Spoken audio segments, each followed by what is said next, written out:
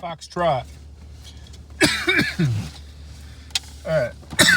Sorry, this is a I'm dying. Conundrum.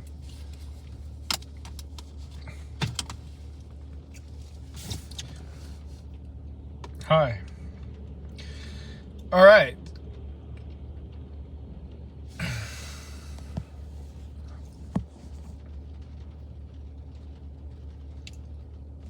Hi, everybody. Hello, Catherine. Hi, Beeb. What's up, Chuck? Foxtrot. So this week, I'm currently in very North Ontario. I'm about 500 miles north of Toronto, and I'm truck camping. This is my second night. So,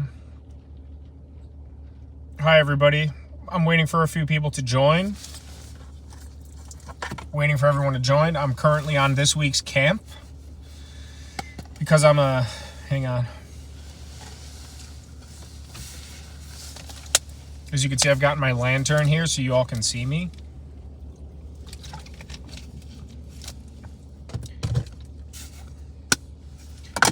I'm currently in far north Ontario. I'm very, very remote, and I am camping in my truck. This is my second night.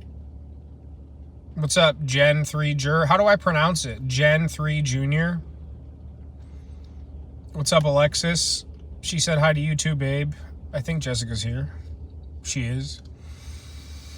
So, I'm in northern Ontario, about 10 hours from home, and I am camping in my truck, second night.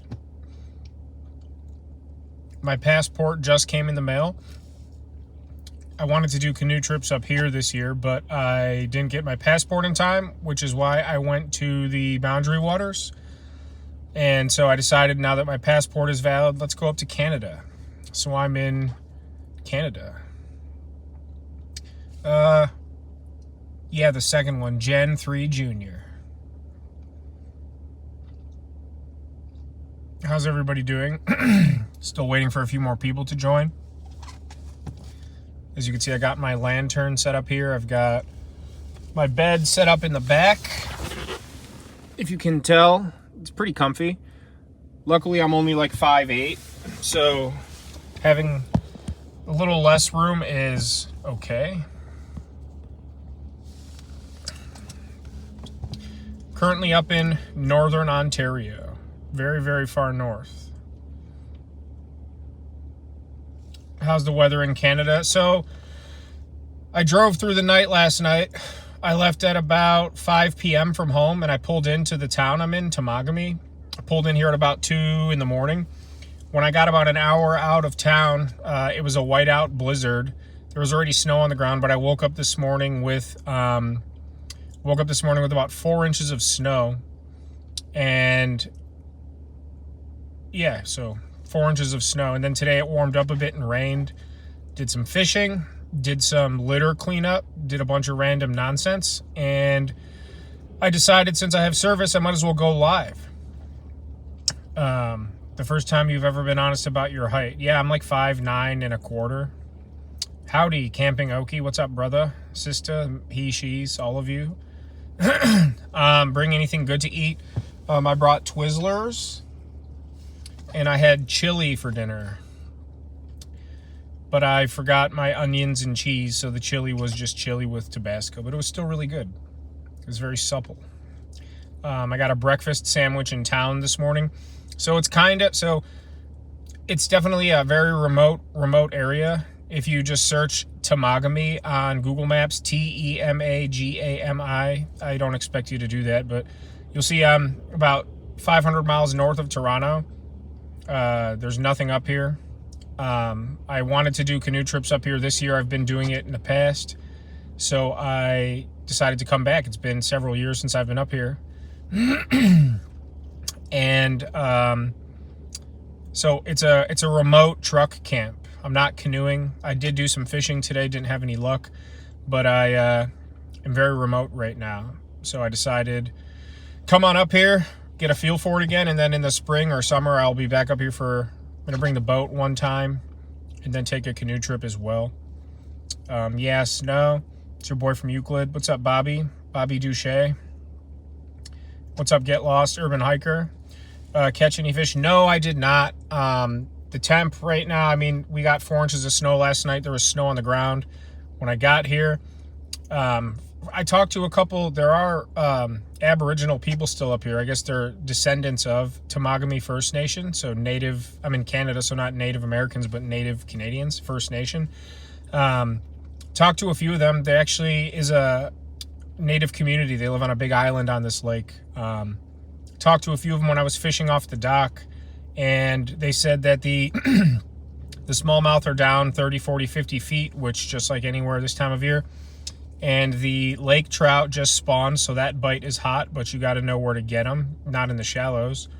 Walleye and pike bite is supposed to be good, but I fished maybe, I don't know, 2 hours in total, a little less, a little more. Didn't have any bites. Did not have any bites. Had some time to kill, so I filled an entire mail tote. I went and picked up a ton of litter, which I was happy about. So woke up, got coffee, did some sightseeing, did some fishing. I got it's all this week's video. You'll see it all, but I had some fun. So no, I didn't catch any fish, but that's okay. As of today, I keep track of all my days and fish and weather and all that. I have like a journal at home because I'm a nerd. As of today, I'm tied for, this is the most I've ever fished in 1 year. So I'm going to take a few casts in the morning, I think. And tomorrow will be the most days I fished in a year. I fished way more back in the day, but at least since I've been keeping track. So a lot of people are leaving. I know this isn't exciting. I'm not stealth camping. I'm truck camping, but I wanted to go live and see all my people. Cheese curds for Matouche. Matouche is working on getting his visa to enter the country again, and he will be back very soon. Thank you for good job picking up trash. Thank you. I enjoy it. It makes me feel good about myself and worse about other people. So, first time watching. What's up, Dan? How are you, sir? I appreciate you being here. I appreciate you subscribing and tuning in. To all of you that are watching, I try to be very personable and candid with all of you in the videos and on the lives and on Instagram, and I respond to every single comment and every single reply, and it takes a lot of time. Not that I mind, but I like to interact with all of you. I appreciate all of the support. I appreciate all the love and positive comments. Even the haters, I give them attention because whatever. So Dan, thank you for being here. I hope you all, I don't know how to say this without sounding like a douche. I hope you all appreciate that I appreciate you and give you back the time, because there's a lot of people out there with big channels and thousands of fans, and they don't even acknowledge them. So even if I think I'll hit 6,000 subs this week, which is a lot, and I'm appreciative.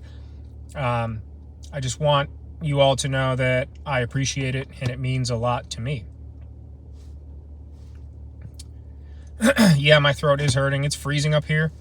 I was outside all day, literally all day. It was windy, cold, rainy.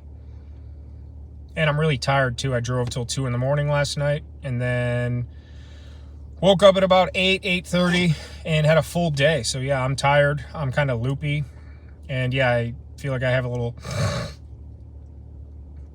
Looking forward to the next video. Yeah, I'll be home. I'm going to head out of here tomorrow morning. I'm gassed up. Wake up, get a coffee, wet a few lines in the morning. Hopefully catch something. If not, no big. And then I will head home. So I will edit on Wednesday per usual instead of shooting on Wednesday, and the video will be up Thursday like normal. I'm not in a state, Dan. I actually crossed into Canada last night. I'm in Northern Ontario. So I'm in Canada. I'm in another country.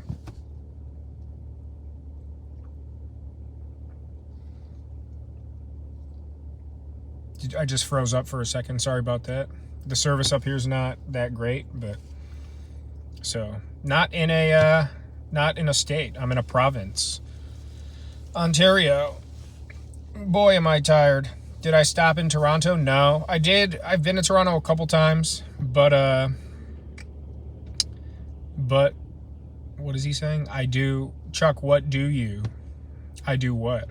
You do hot chicks or guys? That's fine with me too. Cool, I'm in England. Well, cheers, mate. Puts another shrimp on the bobby.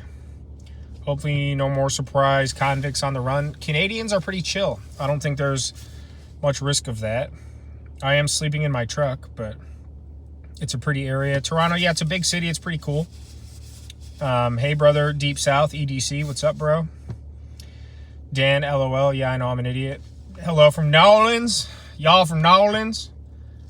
I need some New Orleans collard greens and jambalaya. Make my butthole nice and spicy.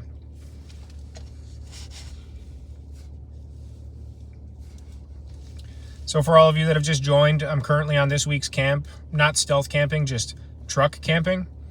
2 nights in my truck, and I am up in northern Ontario. So did some rural fishing, hiking today. Picked up some trash, and just enjoyed being out in literally the middle of nowhere. And it was quite liberating, nice, relaxing. But I'm tired though, very tired. Long drive. How are all of you doing? How did I get decent reception? Because I'm camping at the train station.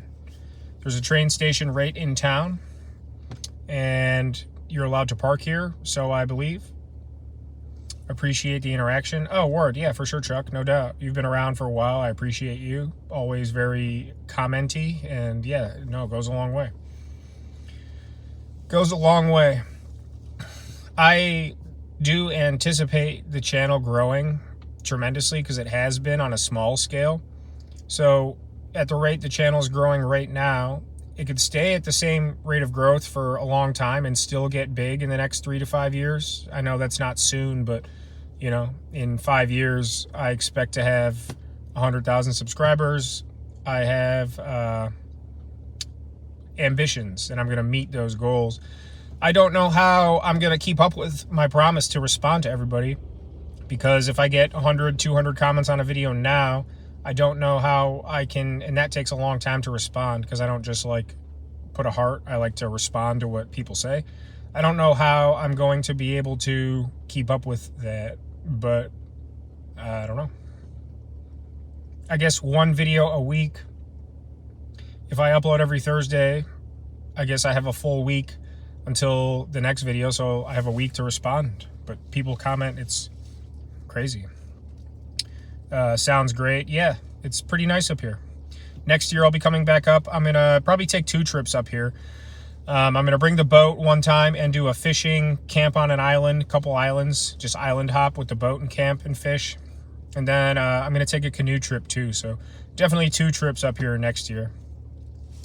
I had my notification set to all for you for the channel. I wasn't notified. You weren't notified that I was live? Deep South, you're saying? Oh, the Deep South. Yeah. Did I have some maple syrup yet? No, but I'm going to push some out of my butt tomorrow morning from that chili. Katie's question. Did I buy Jess a present from Canada? No. So this town, it's a very small town. There's like 10 buildings, 900 people spread far and wide. It's the off season between summer, canoeing, all that fishing. And then in about a month, it'll get hot again for the snowmobilers and ice fishermen. So there's a gift shop and there's like a outfitter kind of store, but it's all closed. So maybe I'll stop at the border when I'm entering back in the States tomorrow. I wanted to get something for myself.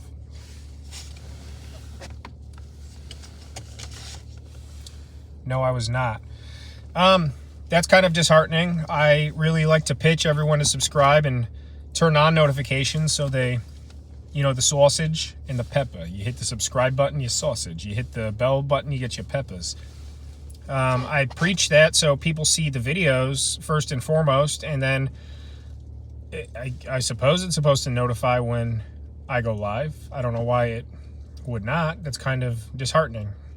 Maybe you don't have notifications on. Do you get notifications when I post a video? That kind of sucks, but... So to everybody just joining, I'm currently on this week's camp. I took today and tomorrow off work, and last night headed up to Northern Ontario. So I'm very far north of Toronto, in the middle of the wilderness, but I'm camping in my truck. So it's not a canoe trip. I did do some fishing, a lot of chilling. Jess said she got a notification. Maybe check, I don't know if there's, I'll have to look into that. Maybe there's some kind of setting, like, but you said you selected all, so I don't know why you wouldn't get the notification. Usually do. YouTube be crazy. Yeah, they are. It'll be weird. Like, subscribers, I'll check for comments and have none to reply to, and then I'll go take a poop at work 10 minutes later and check, and there'll be 16 comments to reply to on a refresh. Same thing with subscribers. I will check my subs, and it'll be like, whatever, 100, and then I'll refresh 20 minutes later and I'll have 17 more. I don't know how they operate that. Word of advice when on line to cross back into the country: don't change lanes. Learned the hard way, apparently that alarms them and they search your car. Good call. That is a good call. They're gonna find a ton of beer cans. I must have picked up 75 beer cans, but they're all old and ratty. I should probably get rid of those before I cross the border, just in case. It's very clear. I have a complete tote full of camping trash from this campsite I was at. It was really, really trashed, but probably don't want to cross with beer cans. It's not a good look at all. Am I camping in my truck because it's too cold to camp outside? No, I have my tent. I'm actually looking at it. Sleeping pad, my sleeping bag, my pillows, my thermarest, tarps. I have everything I need. I got here last night, and about an hour out from the destination, I was driving in a whiteout blizzard. I woke up in this exact spot this morning. I came back here to camp tonight. I woke up this morning with like 4 heavy wet inches of snow on the car. 4 heavy wet inches. And then when I got to where I was going to camp, there was snow all over the ground, and then it poured rain for about 3 hours. So I did plan last night to sleep in my truck and then get to a campsite today. Once I got to the campsite, I was like, there's no point to get my tent completely wet and muddy and all that. Even with a ground cloth, everything was just sopped. And once I saw that it was going to change from snow to rain, I'm like, my bedroll and all that, everything's already set up back here, all nice and cozy. I hope you can kind of see that. I can't see what I'm filming. So I hung out at the campsite all day, did my fishing, did my run around, and then decided to just sleep in the truck again. So once I slept in here last night and then slept in here today, once I slept in here last night and woke up in here today, I was perfectly fine. I didn't rest well because I didn't sleep very long, but still camping. Instead of setting up my tent, I'm just truck camping. So the YouTube Studio app needs a little work. It's helpful. Normally I sit on my laptop in the evenings and do my YouTube homework, but the app is helpful because I can do it on the go. I'm very anal with keeping up with comments. I like to see my subs, replies, analytics and all that, retention rates, so I can see what people are watching, what time they're watching. The analytics are cool. So like in my first few fishing stealth camping videos, I'd always do these long talking intros, and you would see in the first like 30 seconds the retention rate would go. Long story short, I don't want to bore you, but it really tells you what works and what doesn't, and especially for a channel that's growing quickly like mine and a lot of new people coming in all the time. I want to stay on top of everything, and I call it YouTube school. I try to spend an hour a day on my analytics, comments, replies, as well as watching tips, tricks, all that good stuff. So there's that. Great. Now when I see you reply, I'm going to think you're pooping. Well, 26 minutes a day at work, that's a great time to reply to people. Catherine, I didn't I didn't get a notification either. I get them randomly, sometimes days later. That's weird. Super weird. I don't know what to say about that. Hit the subscribe sausage, the bell pepper, and make sure go to your settings, maybe. I don't know if there's a way to figure that out. I'll look into that when I get home and I'm editing tomorrow, Wednesday. What's up, Kingfisher 2.0? There's actually a lake up here not too far from here that I did a lot of canoe trips up here back in my teenage years, so I know the area really well. There's actually a lake called Kingfisher Lake, and there's a First Nation Aboriginal settlement still there right now. Truck camping? Yeah, I'm camping in my truck.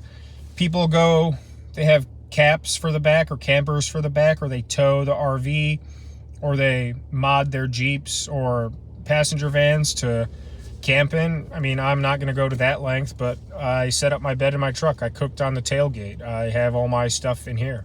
Was going to get a fire going. I brought my wood, or I brought my saw, my axe, my fire starter, all that, but everything's just too wet. So in lieu of setting up my tent as well and getting everything muddy and gross, everything in here is clean, organized, and my bed is, as soon as I get off this live, I'll stay on for another hour. I just crawl into bed.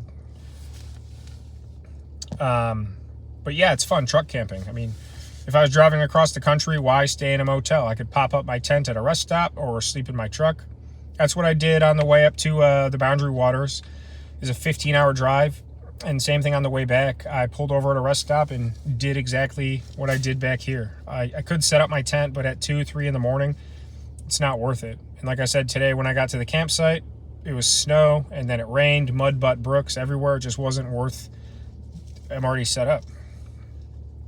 There are some yummy maple leaf cookies at the gas station.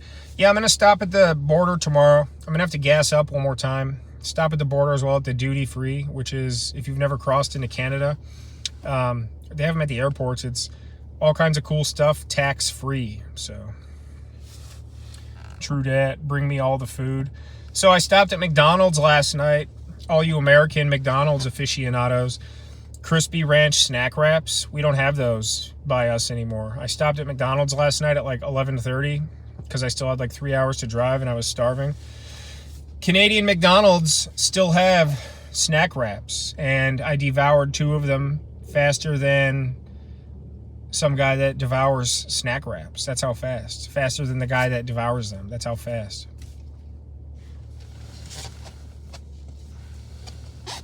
26 minutes. Good Lord, what are you pooping out? Chitlins. Did I miss Dan's question? Where's Dan? Who's Dan? Did I see Dan say something?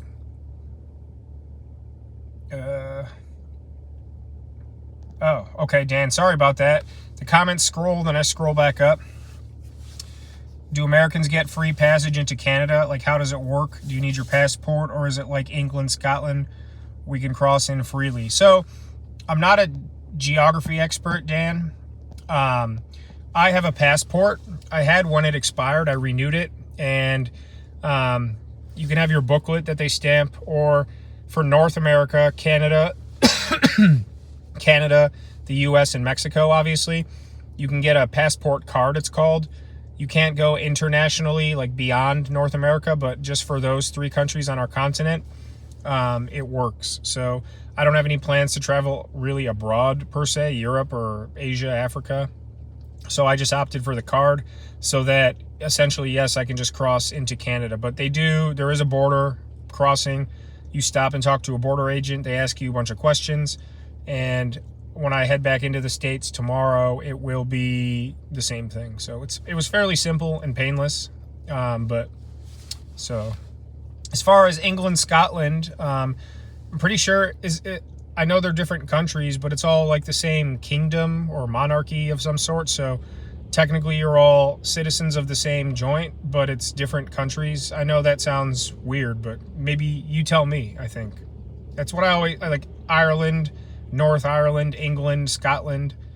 I know they're all kind of like the same, but they're different countries. Does that sound right, or am I just an idiot? Let me see here. 26 minutes. Yeah, I'm pooping out chitlins. Captain Fish Pond, what's up, brother? I'm in northern Ontario, very northern Ontario. I'm about 500 miles north of Toronto. Basically in the middle of absolute nowhere. And I'm truck camping, so. Was here last night, filmed, did all that today, blah, blah, blah. And tomorrow heading back, so 2 nights in Canada. Brought my wood.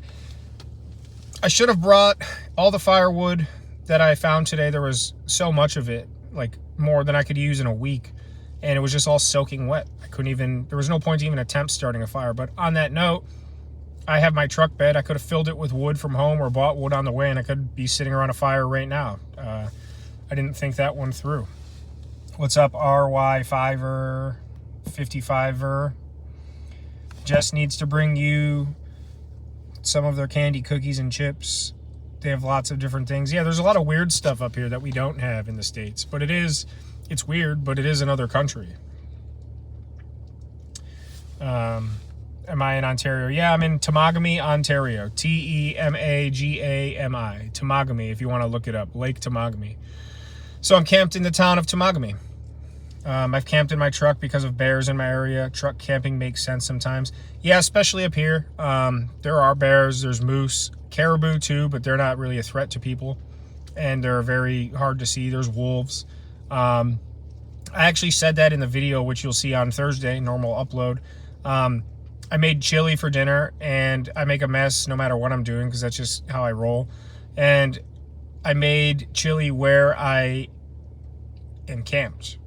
You'll see it in the video. So I said to myself, I should have driven a couple 100 yards away, cooked, made my mess, and then put everything away and came back to where I'm going to be sleeping because I really don't want a bear clawing my Silverado. But yeah, it does make sense, and I'm comfortable. No point to get my tent all disgusting. I was already set up. So I would have set up my tent and then pulled my bed and clothes and everything that's already organized in here into a muddy abyss like my butt. Get it? Muddy abyss like my butt.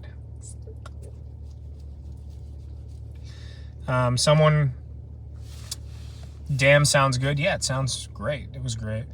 Have to get back to work. All right, Gen 3 Junior, I appreciate you, my friend. I don't know if you're a boy or a girl, them, he, she, squeegee, but much love. Much love. Thank you. You're pretty much accurate on that. So yeah, so that's what I thought, Dan. It's kind of like all the same. But isn't there like a lot of animosity between the countries too because of some old beefs? Nice vest. Thank you for the best. Sausage and peppers. I can make sausage and peppers in any video, but I'm not making sausage and peppers again until I do the dumpster redemption. Who wins a fight, a bear or a tiger? I don't know. That's a tough one. Probably. Okay, bear. Okay, so let me ask you this then: who wins in a fight, Bear Grylls or Tiger Woods? That's right. Bear or tiger? Bear Grylls. I think he's British, so you should probably know that. Or Tiger Woods. Guy, he said bro. Okay. They. That's fine. Bear Grylls. Okay, so there's your answer. The bear wins. That's the best possible scenario. Bear Grylls. So for all of you that have just joined, I'm on this week's camp. I'm in Northern Ontario, Canada. I crossed the border last night, camped out, did fishing, camping, litter pickup, cooking, all the normal camping. Just, it's not stealth camping, but I'm camping. Truck camping. I'm camping in my truck. Steve Wallace camps in his car all the time. He'll pull up to any campground or pull over on the side of the road, and I think he's got, what does he have, a Lexus SUV or like a Toyota SUV, like the little crossover one. He camps in his car all the time, and it's fine, you know. Captain Fish Pond, yes. Chicago Bears beat Clemson Tigers. Dabo Sweeney, right? Isn't that the guy, Dabo? He's like the coach of Clemson. Dabo. The Bears. No, Dabo Sweeney. I don't like that guy. I just don't like that his name is Dabo. Like, if you're a grown man and people are calling you a childhood nickname, like, get over yourself. Like, The only player that deserves a nickname is Ichiro because it's actually his name, so they're just calling him by his first name. But if you're like Mookie Betts or Dabo Sweeney, like, no, Mookie Betts, his name is Charles. Like, your name is not Mookie, it's Charles. Your name is not Dabo Sweeney, it's Marvin or whatever it is. What stealth camp have I enjoyed the most so far? That's a loaded question. What stealth camp have you guys enjoyed the most? I don't know. So I think I've done 11 or 12 stealth camps. Like 6 of them or 7 were successful, and the last 3 were bad. I don't even count the restaurant rooftop, the Felon one. That wasn't even a stealth camp. I showed up and left before that was not, I don't know. The one I enjoyed the most, the Home Depot shed, because that was the first one, and it felt super high stakes, even though in hindsight, it feels like it was very low stakes. Like, I literally feel like I could go do that every night for a week and no one would care. But overall, probably the rooftop at work, because it felt very safe. I knew exactly where I was and everything. There was nothing up to chance or question. Also, the view was brilliant. The food was good. That was the best meal I cooked, that chicken Alfredo. Isn't that what I made? It was like Alfredo with salami. The salami, the Genoa salami cured Alfredo. The weather was absolutely beautiful. I was sleeping on the roof. It was like 72 degrees all night. It was perfect. And I just woke up and went to work the next day. So that's the one, probably the rooftop I've enjoyed the most. Of all the busts, the one I enjoyed the most of the busts, the train bridge was really scary. The restaurant roof doesn't count. The corn maze was pretty cool, but it was also kind of eerie. The golf course, I don't know, I just had a bad feeling the whole time on the golf course. I don't know, they're all different. Steve is really lazy. You already put in more effort. Old school customs. I disagree. I don't think Steve's lazy. Steve is just Steve. He does what he does. If you consider that lazy, I mean, I could see how it would be interpreted that way, but I don't think Steve is lazy. I think he puts in exactly as much effort as he wants to and should. His videos are all the same, just like mine. Mine are crazy, high energy. His are very even keel, mellow. He does what he's going to do. There's nothing wrong with that. I don't think it's lazy. I've seen him do some pretty non-lazy stuff. I mean, you're calling him lazy, and I'm not being animated or animosity towards you at all, but Steve brings an entire kitchen with him, 10 vegetables, makes bread, buys a different stove for every video, a different sleep apparatus, whether it's a blanket fort or a pop-up tent or an umbrella, or he built, on one of his last videos, he took foam insulation, and I'm proving right now he's not lazy. Steve goes above and beyond, but I think just because his videos are very even keel and paced, it might come off that way. I'm just a lunatic. SNL, Chris Farley. Yeah, I know Da Bears. How about them Browns? Yeah, that was a great game. They shouldn't have won that game, but they did. What's up, Pokemon? The dumpster bust was entertaining. I forgot about the dumpster. That one was interesting, to say the least.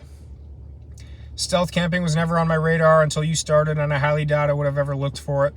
I enjoy the vids, but it's probably mostly because of your personality. I appreciate the compliment. Captain Fish Pond, you've been around since. I like how you fully leaned into it. Thank you. Yeah. Captain Fish Pond, for everyone watching, he's been around since the very early days of the channel, and not the stealth camping, but when I was Puff Puff Bass. So you're talking, I think I started the channel in 2016, so Captain Fish Pond's been around for a long time. I really appreciate you, bro. We've talked personally on Instagram. I think we haven't talked in a couple weeks. No, we have. No, I appreciate all the support, all the kind words, and just our banter back and forth. I love when you reply to like the spam bots or to like the haters or weird people. Like, someone will say, send pic to Canada, Graham, and you'll be like, send your dad to Canada. Like, I'll be pooping at work and see that, and like, it'll make me poop. As far as the stealth camping, in between, since I started the stealth camps, I went to the Boundary Waters and did a camping canoe trip. So that's in there. This is truck camping up in Canada, out in the wilderness. I have gone and I have 6 or 7 fishing, camping videos ready to upload. They're edited. So I fully, excuse me. I fully leaned into the stealth camps, but I've also, I'm going to keep making the same content. I'm just trying to like pepper it in, keep growing things. A lot of new people are joining us weekly, daily, comments, subscribers. So I'm trying to diversify.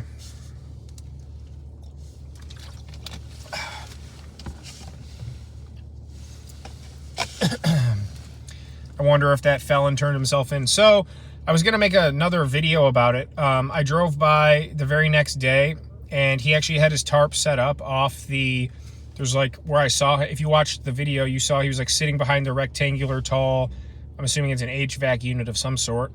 And he was sitting on the ground under a sleeping bag on top of a tarp.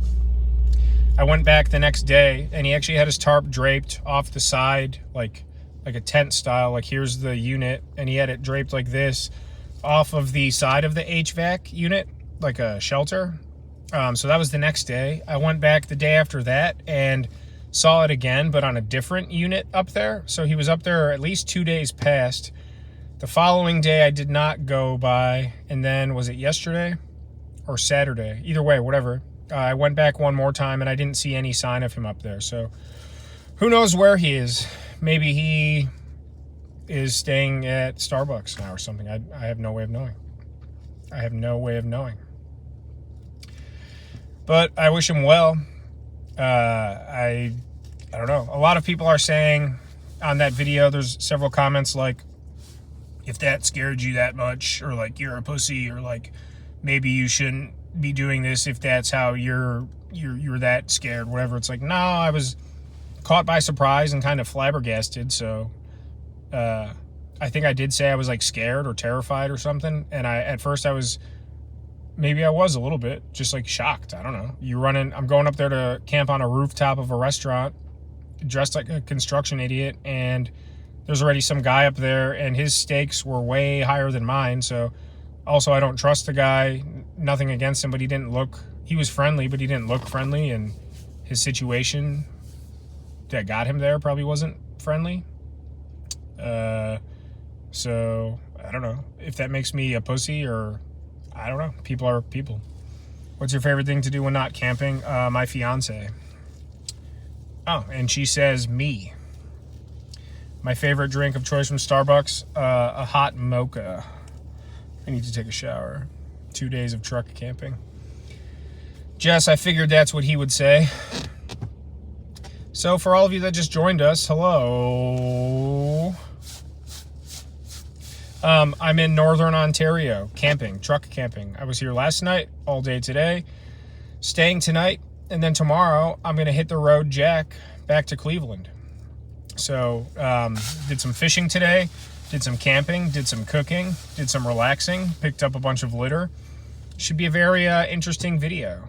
The stakes aren't very high. I wasn't stealth camping, but I'm in another country. I'm alone, very remote, and just having a good time. So not stealth camping, but very swag. I don't really know what else to say.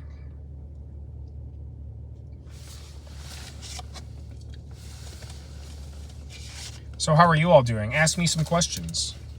I wish more people were here. There's still a good amount of you, and I'm happy to see all of you. I know a bunch of people have come and gone, but it's only 7:40 here, meaning it's only 4:40 on the West Coast. I know a lot of subscribers are in the westerly time zones, so they'll miss out, I guess. But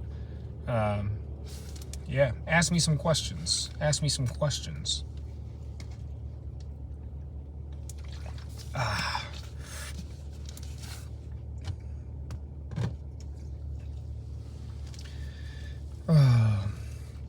I kind of wanted to call the police.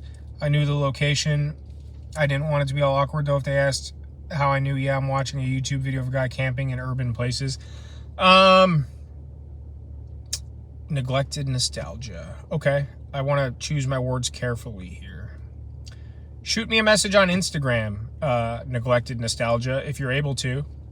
Are you able to do that? It's at the Northwest Wind on Instagram. Shoot me a message. I would like to discuss that. Do I need heat overnight in the truck, or is my bag warm enough? Right now it's 37. Last night it was in the 20s. It's going to drop a little more tonight too, but it'll be warmer. I shut the truck off at 2:30 a.m. after I set up my bed when I pulled in, and woke up at 8:30. It was like 8:30, somewhere in there, because I know I got coffee right about 9. And no, I didn't have to turn the truck on at all. I was perfectly warm. I was wearing a sweater, sweatpants, wool socks, so I was good to go. When I got up, it was cold per se, but I didn't like wake up cold. And I assume tonight it'll be even warmer. Yeah, so no, it was pretty good. How was my birthday? My birthday was pretty good. Very mellow. I don't know, pretty mellow, but it was nice. Went to dinner with my lovely. Got a few nice gifts. Got to have lunch with my dad, which is always nice. Don't get to see enough of him. It was nice. My fiance always makes me feel special and loved, and I'm 32 years old. It's not a landmark birthday. I'm not 17, so I don't need to go get pissed drunk. So yeah, it was good. Thank you for asking.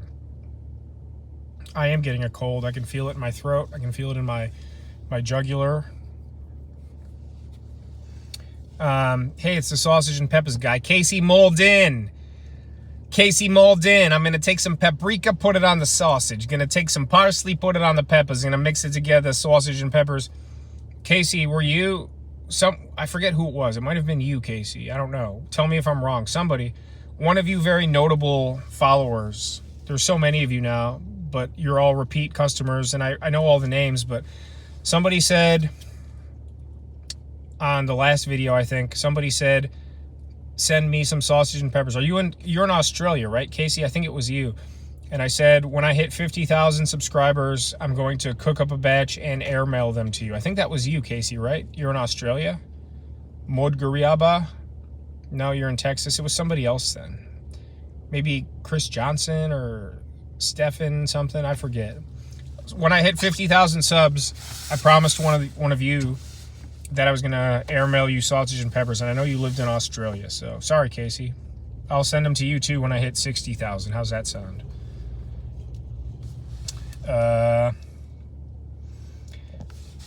Excuse me. I had chili, and it's like gastronomic, economic. What location are you looking forward to camping at? Well, honestly, I'm most looking forward to coming back up here. For all of you that just joined, I'm on this week's camp. I'm truck camping in northern Ontario in the wilderness, middle of nowhere. I'm looking forward to coming back up here with the boat and island hop camping for 3 or 4 days. Fishing, camping on an island, then fishing, camping on another island. But I'm also looking forward to, I have a couple canoe trips I want to take up here next year as well. So I'm looking forward to those. Stealth camping, it's winter. The days are very short, which sucks because I get off work, then go do the stealth camp, so I don't have a lot of light. A, for filming, and B, for sitting in wherever I'm at by myself in the dark. For, if it gets dark at 9:30, then I'm going to bed at 10:30, 11. If it gets dark at 5:15, then I'm sitting in the dark for 12, 14 hours. It sucks. So to answer your question, I'm really looking forward to that restaurant rooftop. I'm just kind of scared to go back there. I'm going to do a McDonald's one soon. I have a few railroad themed ones I'm looking forward to just because I'm a big train guy. I have some good indoor ones planned for like really harsh winter days or weeks, I suppose. A couple pretty notable indoor ones that will be nice to do because they'll be funny and crazy locations, but it's also going to be indoors. I don't have Instagram or anything. I even uninstalled Facebook. I also didn't want that guy to think you ratted him out. That's why I didn't call either. I guess neglected nostalgia. All I was going to say is, obviously you're from the area, and if you knew the location, which actually a couple people did, but most of them were people I know from the area. I just want to keep everything low profile. I'm willing to get trespassed because I've been trespassed twice for the train hop. Then I got a trespassing ticket while fishing a private pond. So I don't know. I don't want to cause that guy any trouble. Someone else pointed out, a couple people, like, well, the guy said he was wanted and you didn't call. Doesn't that make you get in trouble? Like, I don't know. For all I know, he could be lying to me. For all I know, he could be whatever. I have no idea. I just don't want any of it. I don't know. I don't know. That guy, hopefully it all works out for him. Happy birthday, Chip. Mine was the 8th. Or Chip says, happy birthday. Mine was the 8th. Happy birthday. Abundanza, Jindan, many more. You're in Texas. Bro, you won't stealth camp in Australia. Oddly enough, I actually have I have 3 friends that live in Australia. I do, like, versus going to, like, Italy or the pyramids or any of that other crap, Machu Picchu. I do want to go to Australia. So if I ever get down there, I guess I could. I'm not really looking to get in trouble in a foreign country, but I mean, I guess stealth camping in a McDonald's in Australia is the same as stealth camping in a McDonald's here, but if I get in trouble there, heck yeah. The scented candle. Jessica, my fiance, wants me to make sausage and peppers flavored candles and hawk them to you guys. Would you buy a sausage and peppers flavored candle? Was sweet though, searching stealth camping after watching Steve and you were recommended. I was like, wait, that's South Park, holy shit. Oh, the mall, yeah, South Park Mall. Yeah, I don't want to give it away, I guess. I have another South Park Mall one planned as well, so keep that in mind. You can decipher what I'm trying to say. I personally can't wait for the rooftop revisit. Dude, the location is perfect. I went up there. There's like sidewalls that are like 3-ish feet high. All those HVAC units, and there's like a pyramid kind of structure, weird thing up there. It's perfect. I could sit down, cook, no wind. I could set up a tarp like that guy did if I need to. I mean, it's absolutely perfect. And it's literally I could walk home from there, which is nice if I had to. So yeah, I was really looking forward to that one. Plus it's stealth camping on a restaurant rooftop. So camp in Helltown, Boston Heights, in Hines Hill, and the End of the World, and the Slaughterhouse, and the Children of the Corn. I know all the mythology. If you're a local to Cleveland, you know about it, but there's really nothing that intrigues me there. We used to go smoke blunts there. I don't smoke or drink anymore, but we used to go smoke there at 2 a.m. on Saturdays when I was like 19 and pretend we were all scared, even though we all knew it was nonsense. There's some cool areas to camp, but I wouldn't really consider them stealth camping. That guy's tarp was jacked up. Yeah, probably because he's been living up there for... Oh, my truck just shut off. Probably because he's been living up there for a while. Am I camping now? Yeah, hi for everyone that just joined. I'm on this week's camp. I'm up in Northern Ontario. I've been up here for 2 days, truck camping in the middle of nowhere. Did some fishing today, did my cooking, did some exploring, some hiking. Yeah, it's going to be a pretty good video. So I'll be home tomorrow. I will edit on Wednesday. Maybe I'll upload it Wednesday evening, but I kind of just like the Thursday. I only upload Wednesdays when I fail, because if I fail, I just go home and edit right away. So we'll see. It'll be up Wednesday or Thursday. Thursday's my day, though, so for all of you watching, new videos every Thursday. So yeah, I am camping right now. He had no tarp game. No, I mean, he had a tarp. I wouldn't call it a game. But what are some of your other foods you plan to cook? Sausage and peppers. I guess I can give it away. I also want to stealth camp in like a ridiculous place. I don't know which one, but I want to have somebody deliver me a pizza. Like I want to be... I don't know. I want to be stealth camping at like a steel mill or like on a battleship or something. I don't know. And have someone deliver me a pizza. I don't know. I have lots of ideas. I'm a big proponent of one pot meals, meaning I bring my Jetboil with whatever I'm going to cook in, whether it's the Jetboil pot or my quart bigger pot or my pan, and I cook everything in one pot. And my beautiful best friend's fiance got me a a fork spoon, like one piece. So it's like fork spoon. So it's a spork, but they're separated. So I bring the Jetboil and one thing to cook in and one utensil, and do it all at once. Because then I only have one dirty dish. I don't have to carry a ton of stuff, and it's easy cleanup. Less to carry, easy cleanup, easy to cook. So, like Steve Wallace, Xander and John and the Campers and Jim Baird, they all go pretty gourmet with stuff, but I just like to keep it simple. I know a couple people have said it's basically you acting like an idiot while camping, but it's more like a cooking show. I mean, I guess, but I'm not really like into the cooking. I mean, I am. I don't know. It's fun. What I do want to do is get tortillas or pitas. Steve's done this. All the camping guys have done this. Bring a frying pan with the Jetboil stove, whatever, and pitas or tortillas with pizza sauce, cheese, your meats, your veggies, and make pizzas. I really want to do that.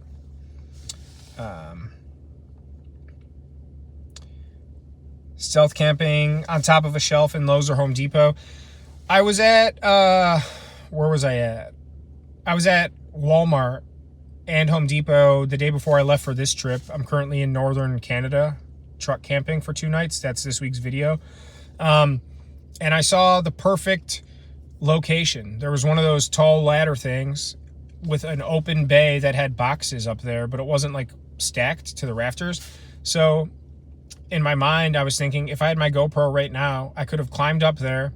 I didn't have any of my gear, but I'm saying in a perfect world, if I just had my GoPro, let's say, or even my phone, I could have climbed up there, got behind those boxes, and then pushed the boxes up front so it just looks like that, and I could have stayed up there. But then how do I get down if they move the ladder, which obviously they would have. So it's on the list. I do have some other Home Depot and Walmart ideas, but I don't know how feasible that one is. Plus, if I get caught in the bushes at Walmart or in a shed at Home Depot, like, hey, I'm shooting a YouTube video, I'm an idiot, why are you hiding in the bushes? Why are you in this shed? I feel like being in a store, even if I went in during business hours and they caught me during non-business hours, I don't think that would go down well. Construction site is on the list. I have a few construction ideas, especially now that I have my Construction Kevin outfit.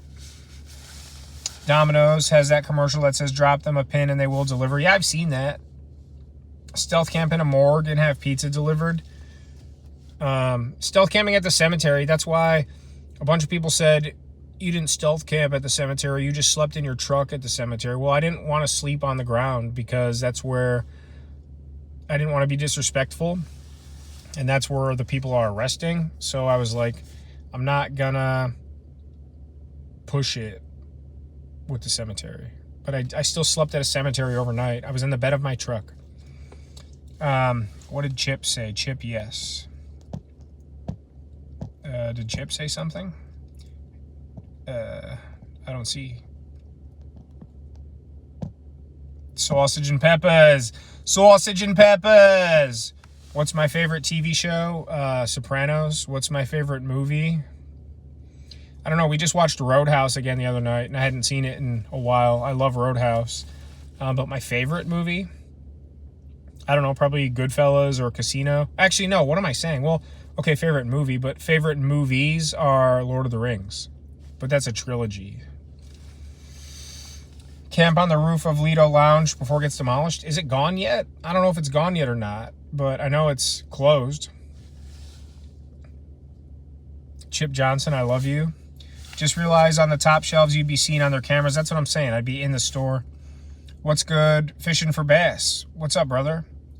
Like the new stealth camping vids. Keep grinding, boss. From Texas. Much love, bro. Texas is cool.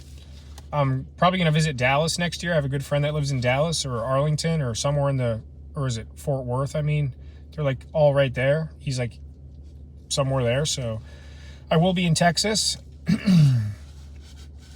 Is your Walmart 24 hours? What's up, OG? What's up, Tommy Foolery? My boy, what's up, brah? Bang, bang, bang. Bang, bang, bang, bang. My Walmart used to be 24 hours. Now I think it closes at 10. I used to go all the time at night when I had camping trips coming up or we were going fishing that weekend. because I used to be a stoner and be up late, and it was nice. And now I have to go there during the day with everybody else. I'm a big fan of Steve. Me too, but I'm really enjoying your videos too. Thank you, Jim Wade. Nice to see you. I don't recognize your name, I don't think, but I appreciate you being here. I appreciate the compliment.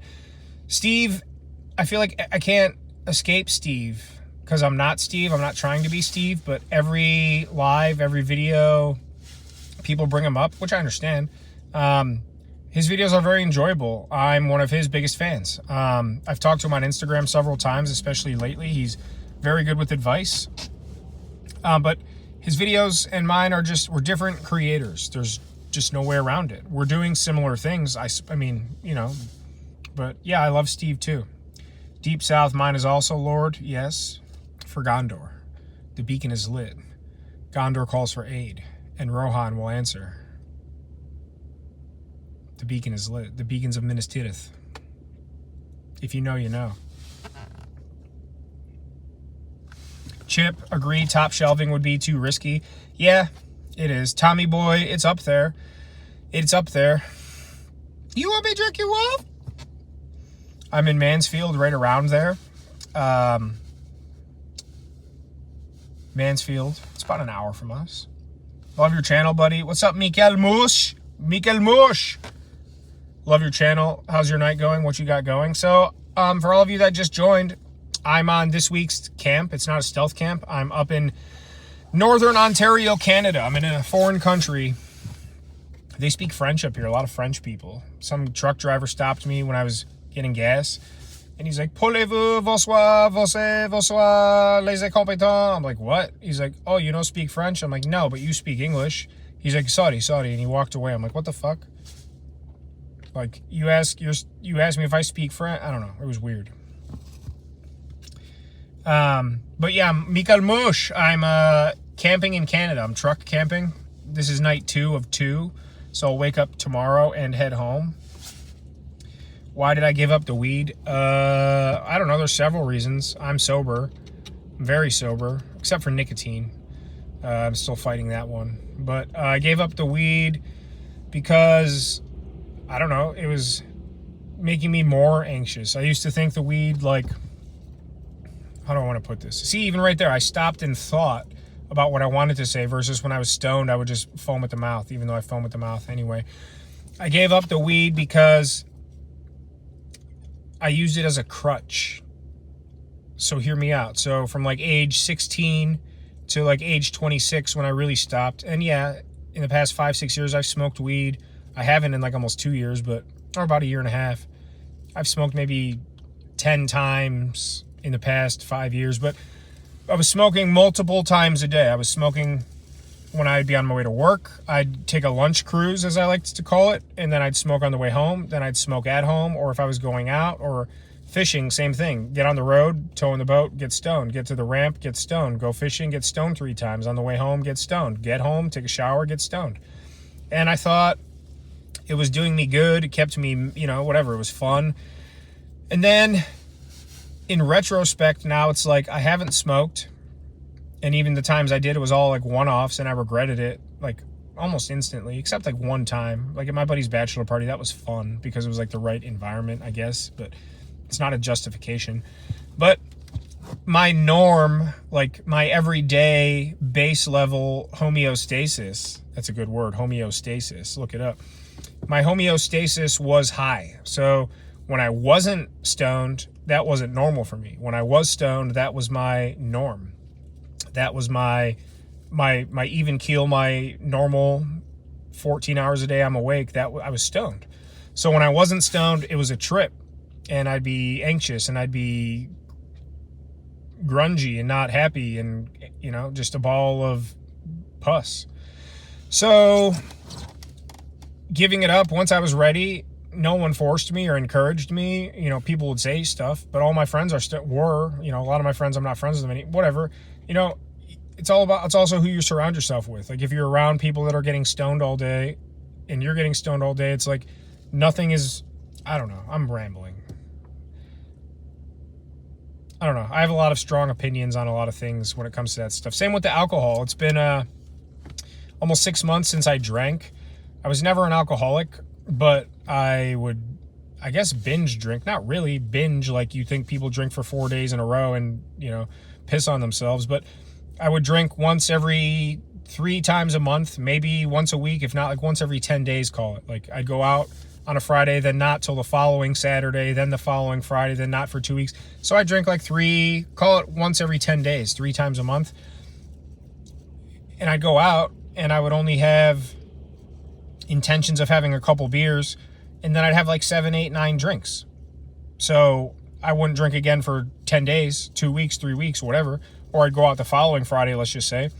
But when I would go out and drink, I would have too much, and it was not fun. And I gained a lot of weight because my body doesn't shed it. So even drinking 3 times a month, I was drinking too much. It's not a good thing. It's not good for you. I'm not against it. I'm not saying I'm never going to have a beer again, but I have mental clarity because I don't smoke, and as I don't drink, I have energy. I have, even making videos and stuff, like I'm motivated all the time. Like I'm always wanting to do stuff.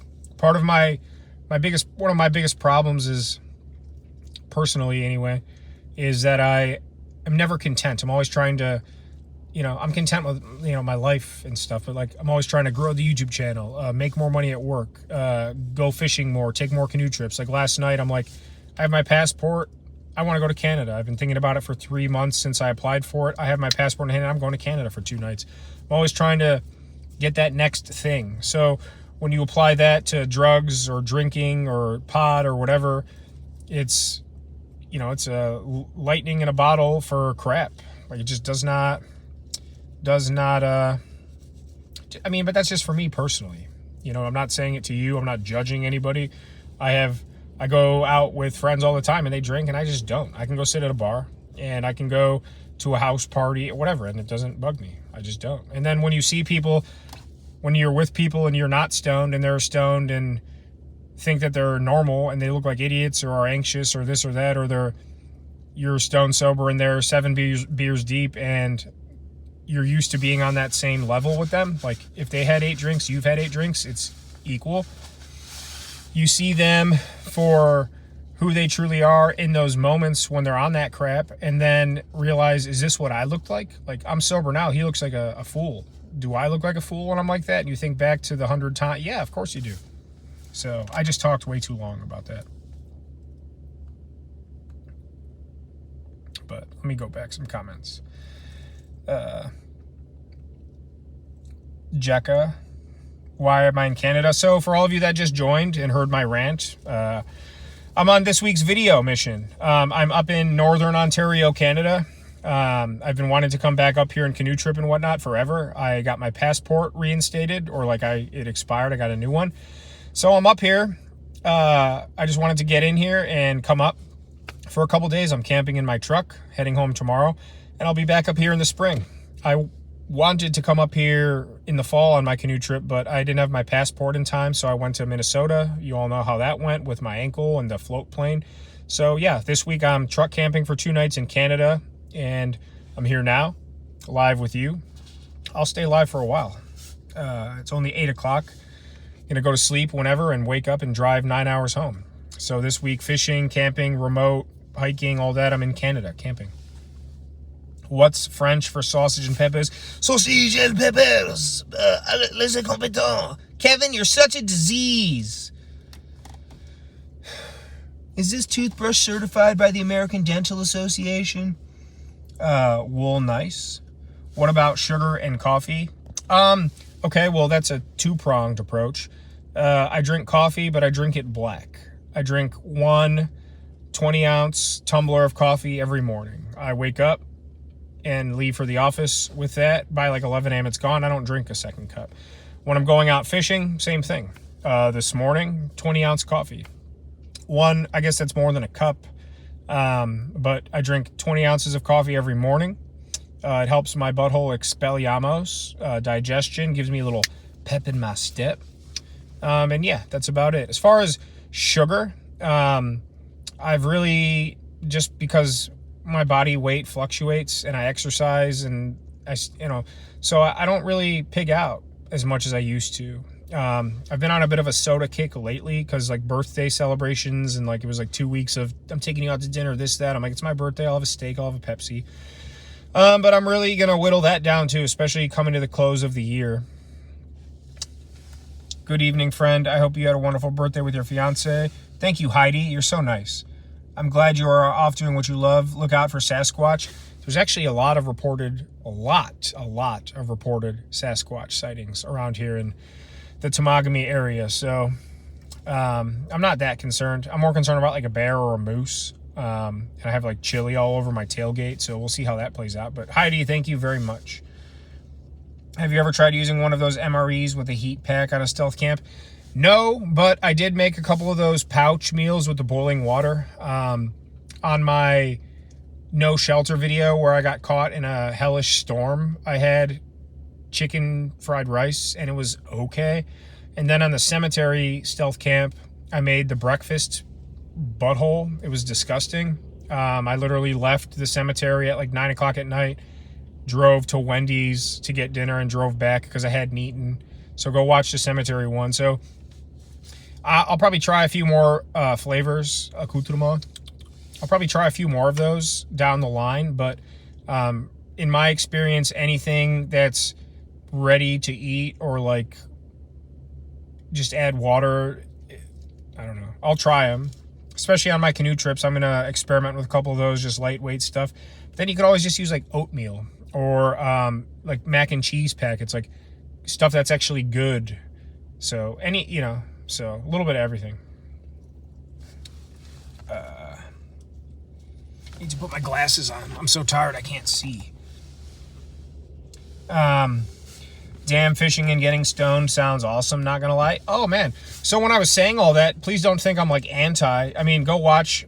I have 140 fishing videos on here, and except for the last few years, like in 90% of them, I was baked like a Cheez-It or like baked like a Toll House cookie. And yeah, we had a lot of fun, but I go back and watch. There's a video I put up like 6 months ago, why I got sober, so to speak, and I just kind of go over. You're not better at anything when you're stoned. You're not more creative or in tune with whatever, like, dancing in a circle with hula hoops and fire sticks. Like you're not better at anything. Nothing is enhanced except your dopamine receptors that the THC binds to and makes you feel pleasure. That's all it is. It's just temporary pleasure sensors that basically you enjoy yourself in the moment, and then when you come off of it, it's just like nicotine. Like people say, I smoke a cigarettes, and I'm on nicotine still. I'm really weaning down, but it's hard. Cigarettes, like, my cig, and it just calms me. I'm having a hard day at work. I need a smoke break. And then they go smoke a cig. 90% of the reason why you're having a hard day at work is because your body wants nicotine, which is making you anxious and angsty and foul mood. And then you go smoke your cigarette and you're giving your body what it wants. You could be having a crappy day at work and not need a cigarette if you're not a smoker. Like nobody that doesn't smoke cigs, if you're not a smoker, if you were never a smoker and you're at work and having a terrible day, or your dad yelled at you, you're not going to immediately be like, I need a cigarette to calm down. No, you're addicted to nicotine. Your body's telling you that it wants it because you haven't had it in, some people it's 2 hours, some people it's 30 minutes. You haven't had a cigarette in 30 minutes, so everything in your body and in your mind is telling you, I need a cigarette to calm me down. The reason you're not calm and the reason why your bad day is worse is because you are addicted to something that your body is telling you that it needs. So you're having a bad day, fine. If you're not a smoker, you don't need a cigarette. If you're a smoker, you need a cigarette because your bad day is worse because your body is telling you that you need what you've given it 1,000 times. Same thing with alcohol. If you're an alcoholic, no offense to nobody, whatever. Or even pot. I was the biggest pothead. I was addicted to pot. Not like I'm sweating in cold sweats and having seizures because I'm not smoking, but you smoke 3 times a day, you smoke a bowl, smoke a blunt, whatever, and then you haven't smoked pot all day, and then you're like, and then you smoke, and that's what it is. It's your body is used to that crap, and then you give it to it, and you're back to your norm. If you smoke pot every day and then you don't for 2 days, it's not normal because you're not high. So you give your body the high and then you're back to normal. It's a vicious effed up cycle. It's very simple. I hope that makes sense. But with weed and alcohol, I feel like I'm on autopilot. It also makes time go by like a blur. Why would you want time to go by like a blur? Why would you not want to just be in the moment? Why would you not want to just enjoy yourself and like be present? But I hear you. I feel you. I know. I get that, bro. I rarely drink, and I used to do the green regularly, more often high than not. Now making YouTube videos is my drugs and alcohol. Same. My hobbies, I consider this a second job, YouTube, because I plan to grow it and continue growing it. Income, but also content. But now I'm driven. It's exactly. You don't need any of that crap. And when you get rid of that crap, you're more apt to do the stuff that's going to take you places. And when you get to those places, have a beer, sure. Your buddy's getting married, or you're camping and somebody's like, I got a doobie. Yeah, take a hit, whatever, fine. But you don't need it every day. You don't need to go to the bar on a Wednesday night and have 9 beers. You don't need to be stoned every single day. I'm just my opinion. Congratulations on being sober. Thank you, Heidi. I appreciate it. I enjoy a nice lager every once in a while. Yeah, I mean, I'm not sitting here saying I'll never, ever, ever hit a doobie again, and I'll never, ever, ever have a beer again. I'm not going to say I plan to, but I'll probably have a beer again. I'm 32 as of Friday. I'll probably have a beer again. I'll probably hit a doobie again one more time. Who knows? Makes sense, Sam. Thank you, Chip. I'm also alcohol-free for 6 months. Congratulations, or good for you, whichever that applies. It could be either way. For me, it's a good for you, not a congratulations. But for you, it could be both. So, hell yeah. Hats off. My hat camping for 2 days hair. Congrats, Heidi. Keep at it. Yes. Hiking, running, and cycling was my motivation to virtually stop. Yeah, hell yeah. I run. I haven't in like a week and a half, but yeah, I run usually about 3 miles a day, 4 or 5 days a week. And even when I cheat and have a couple cigarettes, yeah, you feel it. 100% feel it. 100%. I enjoyed the rant. Thank you. It was a rant. Oh, well. I hated when people think I'm on their drunk level. It's like, bro, I had 1 beer and you had 9. Yeah, that's what I'm saying. And like, I still hang out with a lot of the people that have those 9 beers, and then I kind of see them from the other side of the fence. Like, I don't know. I ranted about that too much. I'm just going to stick to smoke meth. So that's one of my alter egos now. Again, today, somebody on one of the comments said, you look like the Aldi version of Seth Rogen. I must have heard that like 80 times in the past 3 months. People keep saying I look like, or I'm like Seth Rogen. So one of my alter egos, I got Matouche, I got the Sausage and Peppers guy, I got Construction Kevin, and Meth Rogan. Meth Rogan, get it? Like Seth Meth.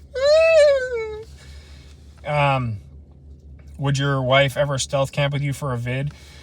First, she'd have to become my wife. We're supposed to get married in like less than a year, and I don't think so. You can ask her, she's here, but I doubt it. How's Culver's, though? Still haven't tried it. You're missing out. You're very much missing out. It's delicious. Get the cheese curds. I promise. Those freeze-dried meals are delicious. I disagree. I mean, some of them are, I'm sure, are good. The chicken fried rice, one I had it without, I didn't bring any salt and pepper or Tabasco. Those are the 3 keys to doctoring a meal on a basic level. Like, if you're going to marinate a steak or chicken, you go all out. But I always, on the stealth camps, I bring salt, pepper, and Tabasco. On the freeze-dried, or on the chicken fried rice, I didn't have anything, and it was okay. It was like a 6. With those, probably would have been like a 7, maybe an 8. Maybe. The breakfast butthole bukkake bowl, butthole blowout, I used salt, pepper, and Tabasco, and it was disgusting. So, haha. Name's Meth Rogan. I like that. I like that a lot. So, wow, I think, well, that was a lot of comments to go through. See, I like that. I just got to rant and talk and go through all those comments for like 20 minutes. So keep all that crap coming so I can keep talking, make points, and ask questions. For all of you that just joined, wow, I've been live for an hour and 15 minutes already. Thank you, because it's my last night. I'm truck camping. It's dark. I filmed dinner, all that other stuff. I can't, like, that's another thing, being on these, whether it's a stealth camp or out on this actual camping trip I'm on, I can't just film the entire time, or A, the videos would be 4 hours long, and B, it would be boring. So that's why this is the third camp in a row that I've done. Well, I did from the train bridge, and then after the restaurant debacle, I still went live that night. And then now I'm in the middle of this truck camp. I like going live. It helps pass some time, especially after dark. It's like I can only film so much, and I can only film so much at night. So thank you all for being here. Right now I'm in Northern Ontario, Canada, truck camping. It's my second night, and it's been very fun. Did some fishing, hiking, running around, picked up a lot of litter, the whole normal camping thing, except I'm camping in my truck. I killed the chat. How did I kill the chat? That's not nice. Like, I'm just talking. People ask me questions, and I give them thoughtful and in-depth answers. Like, if that kills the chat, then I'll just stop talking. I'll just not be live anymore. That's not nice. Ever watch Vagrant Holiday? Yeah, a few videos. On the last live stream, a bunch of channels were recommended, Mav, a few other people, and I've seen all of them. I don't subscribe to many people. I'm very selective about what I watch, or at least subscribe to. So, shoot me recommendations. I prefer you send me links on Instagram, so it's easy for me to just open messages and watch them instead of remembering to search for things, because I'm terrible with that. I have so much going on in my own life, much less making a YouTube video every week, because this is a lot of work. I don't care what anybody says. Sleeping at Taco Bell or coming to Canada to camp. Just checking my gas gauge. I just filled up. It's a lot of work. I have to plan it, get all the food together, pack my gear, go actually do the camp, which takes, a day, or at least 4 o'clock to the next morning, then edit all of it, and then put it live, then moderate comments and handle. I mean, it's a lot. Or maybe I make it a lot because I'm trying to stay active and grow the channel. So instead of just uploading and forgetting about it, I want to put time and effort and all that crap into these so they go further. What pocket knife do I carry? It's a Leatherman. I actually have it here because it was on my belt. When I go camping, I keep it on my belt loop. It's got this very nice belt loop accoutrement. I have another one at home that's old and sentimental, so I bought a new one. But yeah, Leatherman. I could open it and show you all the Leatherman stuff, but it's just your basic Leatherman with the nice pliers, with the nice, all the accoutrement. So yeah, Leatherman. Keep it on my belt at all times. And then I have, is it in here? I think it's in here. I always keep a Swiss Army. In the console of my truck just to have. I have a nice Gerber at home I use for opening mail. It was a gift. It's a very expensive knife, like $200, and I refuse, even though it's just a knife itself, a flip knife. I refuse to use it out in the woods, A, because I don't want to dull it, B, I don't want, because it's laser sharpened, I also don't want to lose it or damage it. So it's the nicest knife I own, and I just use it for opening packages. But it's sentimental too. My best friend gave it to me as a gift. And then my fiance got me this big old buck knife with a light. It's got the seat belt cutter, all that. So I keep that in here too as kind of like a weapon thing. So I always have I always have a knife on me. I actually have one in my desk drawer too. I always have knives on me. Just as an outdoorsman and a fisherman and all that. I actually have a couple on the boat too, a Leatherman and a knife. But this is my go-to. Fishing, camping, any of the outdoor stuff. I don't wear it stealth camping because I don't want to lose it, and I don't want to get, carried away with all the gear I bring. But so that's what pocket knives I carry. So yeah, I have like Leatherman at home, Gerber at home, that knife, the Leatherman here, the Swiss Army knife, and then the knife at work. So I have 6 knives. Rocking the Leatherman P4 right now. I forget which model this is. I think it was like $110, but I know that sounds like a lot, but it's a lifetime warranty. The old one I have at home, I use it for my model railroading and crafty stuff. I do stuff like that. And you can send them in, and they'll repair it, or 9 times out of 10 they'll send you a brand new one. And the one I have at home is pretty beat up and old. I've had it for like so long. I just don't want to send it in and get a brand new one. I'd rather just have that one. And I bought this new one, and I'm very happy with it. But see, $110. I might upgrade the holster to something leather, just a little more rustic, but can't beat it. And yeah, lifetime warranty, has everything I need. I used it today alone. I used it 7 times easily. Fancy knife in my truck. Yep, thank you, fiance, fiance. I'm gonna hit you up on Instagram and send you something. Yeah, if you're here and you don't follow me on Instagram, follow me on Instagram. It's at the Northwest Wind. Shoot me messages, all that. Yeah. What is this? I was flipping through shorts. I've never gotten a live short though. Hi Sarn Zero. This isn't a short, this is live. I'm on this week's camping trip. I'm in Northern Ontario, Canada, 2 nights truck camping. I don't know how you came here. Are you a subscriber or did you just see it? I'm live. I camp. I'm a stealth camper, fisherman, outdoor guy with knives, I guess now. Sausage and peppers too. I could use the knives to cut sausage and peppers. Actually, I did in the one video in the dumpster. So if you're not a subscriber, how did you come across this? Or if you are, that's why. Literally flipping through shorts and this came up. Cool. So that means I'm in the algorithm. So thank you for being here. Tell your friends, tell your wife. I'm live. I don't know, but I'm glad you're here. So I'm a camper, outdoorsman guy. All you people, all the subscribers that are all my regulars, tell him stuff. So stay here for 5 minutes, Sarn Zero. I'll let the people talk for me. Tell him things. What am I? What do I do? Who am I? Tell him. That's an order. What is this? You reached your... Oh, I'm on my international data plan thing. So it's like, because I'm in Canada. Tell him. Tell Sarn Zero what this is all about. Flipping through shorts. I've never gotten a live short. I don't know. That's weird, but I'm glad you're here. It's weird because this is the 3rd one. I'll check when I get off. I'll be on for a while. I'll stay. It's only 8:20. I have to drive home in the morning, so I'll... hang on. Let's put you guys in the video real quick. So here we are. We have service. So I'm live with all the loyal Northwest Wind daddy-os. So every week...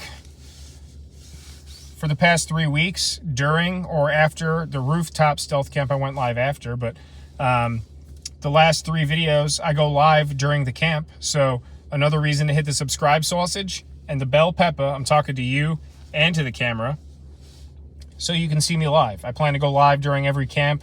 Helps pass some time, engages with all of you. Hi, I love you all. And yeah, so say hi to everybody. You're all here, and the lives stay up on the channel, so you can always go catch up on ones you've missed. But hi. So I'm gonna go back to live, and I'll talk to you guys later. Sausage and peppers. I just lost train of thought. I forgot what I was gonna say because I'm an idiot. See, if I was stoned, I would have remembered, right? Because I would have been in tune with my Vishnu. Deep South EDC, he makes sausage and peppers and dumpsters. I do. Only other stealth camping channel I know of is Camping with Steve. Well, yeah, he's a big inspiration. He loves Steve. Yes, I do. I'm subbed to Steve for years, so that's probably why I got this recommended. Oh, it's beautiful. I love it. See, that's why I put the time into YouTube and analytics and algorithms and comments and replying and all that, because it works. It works if you work it. You got to put the time in. You can't just upload videos. You got to make your videos good, make sure everything's quality, moderate, analytics. It's all part of the process. I got to pee really bad, but I don't want to leave. And there's like people kind of around. It's still really remote, but I don't know. I can wait a little bit. Do I have something to pee in? All right, so all of you that have just joined, it's like the number goes way up and then drops, and then way up, then drops. I have a bottle here of Evian, but I want to drink that. I actually have a gallon jug back there too I haven't tapped yet. That pee, son. So for all of you that have just joined, yeah, the number goes up, then goes down. Oh, that's what I was going to say, Sarn Zero. Michael Scarn. Do you know Michael Scarn? Michael Sarn? I don't know. Every time I've gone live, this is the 3rd time. The last 2 times, I check my analytics like once an hour. The first video, I finished the live and logged off and had like 22 new subscribers in like the hour I was live. And then last time it occurred to me during the video, so I logged off again and I had like 15 new ones. So I know how many I had when I joined this video. I'm curious to see if that will happen again. Will there be a ton of new subscribers from this live? I'll give you a sub. No, don't know him. I appreciate it. Sarn Zero, I'm glad you're here. It's kind of not weird. I'm not saying it's weird, but it's kind of weird you've never seen or heard of me and are here. So I'm not saying you should have heard of me. I'm saying it's weird that that's how it works. So cool. Check out some of my videos and then hit me up on Instagram and let me know what you think. I'm glad you found me organically. That's how my channel's been growing. Almost at like, I got to take this vest off. I'm really hot in here. I'm just burning gas. I don't even care. See, truck organized stealth camping or camping. What was I going to say? I just lost my train of thought again. Michael Scarn, secret agent. The president needs you. The NHL All-Star Game. Goldface. What about Small Plots with Kevin? Is that a YouTube channel or something? I'm not really sure. My puppy's here and miss you. Hi, Lyric. Hi, Archer. Dad loves you. I work at a dog kennel. I'm sure that's a fun job. I would love that job. I would absolutely love that job. So I lost my train of thought because I keep getting excited. We're talking about drugs and knives and peeing in bottles.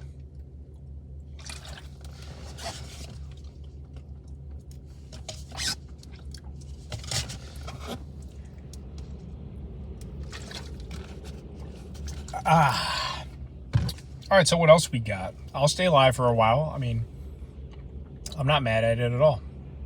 Small Plots is a dope fella. I'll have to check him out. He's a stealth camper in Rochester, New York.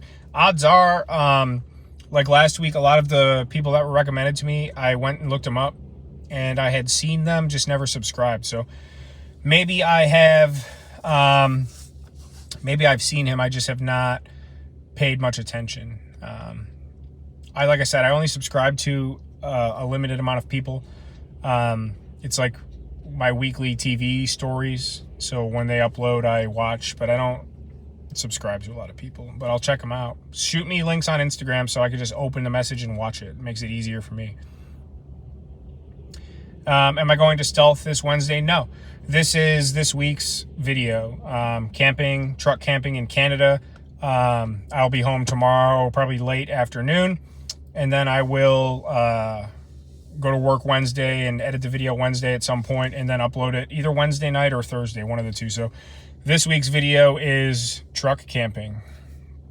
Am I bringing my fiance a slushie tomorrow? Yeah, I guess I can.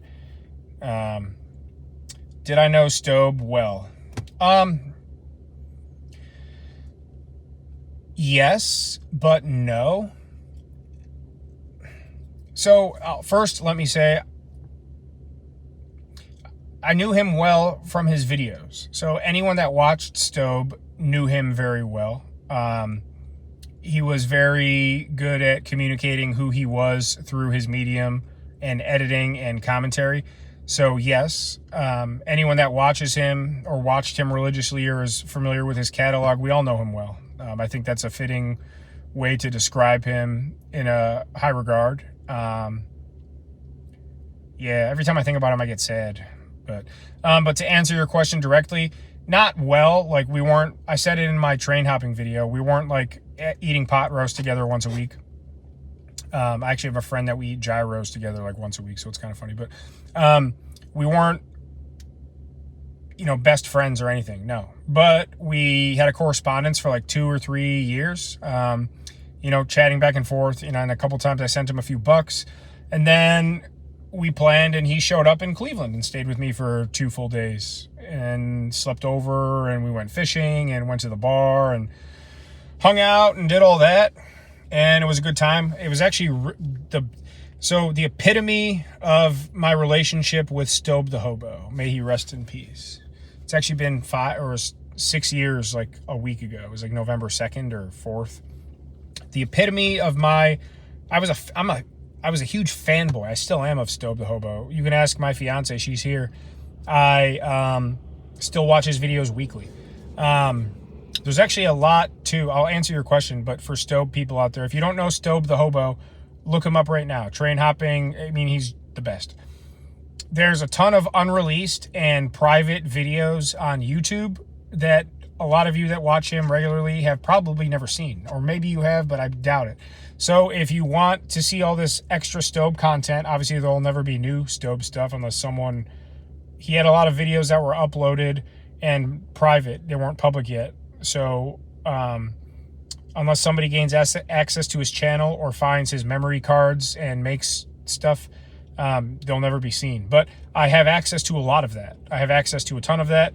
A lot of stuff that was private, unreleased, updates, all kinds of stuff. If you're interested in Stobe the Hobo content that you have never seen, shoot me a message on Instagram and I will get it to you. I have it all saved on my hard drive because YouTube's actually taken down a lot of his videos. People report them or they get flagged, and a lot of them are gone. So now I just pop in my hard drive and put them all in a playlist and watch them. But to answer your question, the epitome of I was a huge fanboy of Stobe the Hobo, like one of his biggest fans. It was beautiful. What's up, Mikey Joe?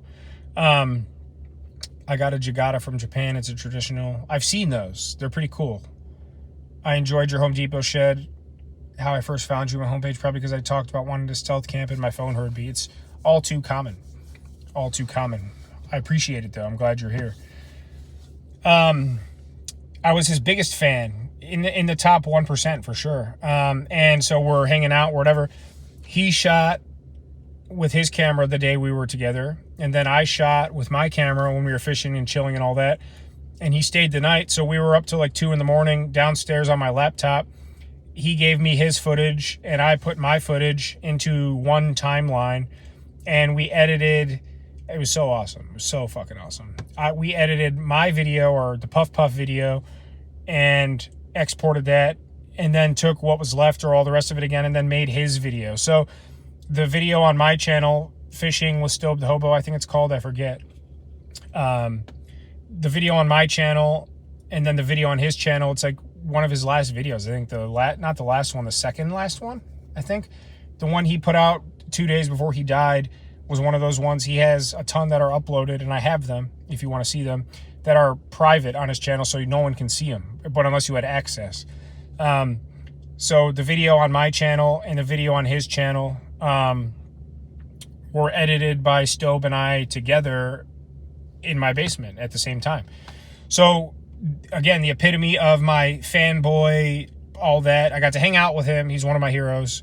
We drank beers. We went fishing. We had a great couple days, and then the reason that brought us together to begin with is content, and we edited our videos together, and I don't know, you can't beat that. You can't, I don't know. I get like emotional. I don't know. It was fucking awesome. It was sweet.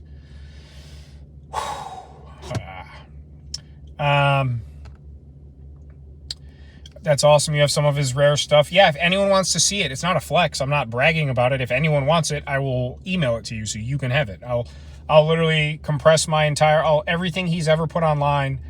There's probably some stuff that I don't have that I never saw, but everything that he ever put online, and then stuff that no one else has seen I'll send it all to you. You can have it all. So I'm not flexing or bragging. I'm saying if you want it, I will give it to you. I'd be happy to.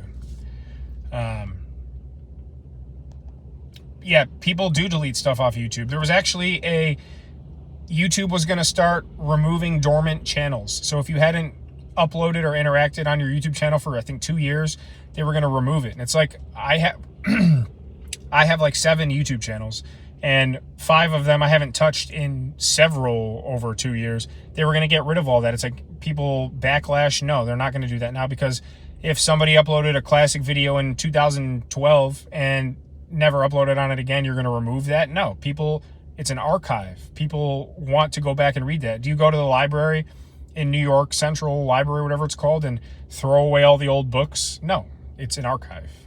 Never should YouTube take stuff down, ever. Crispy Donut community. I love you for being here. Just, again, that's the second person just browsing the live streams. So doing these lives, people are just discovering. So I appreciate it. I'm a stealth camper, outdoor fisherman, idiot kind of guy. And I make cool content, I think, anyway. So I'm glad you're here. Please go check out my videos. Thank you for being here and saying hello.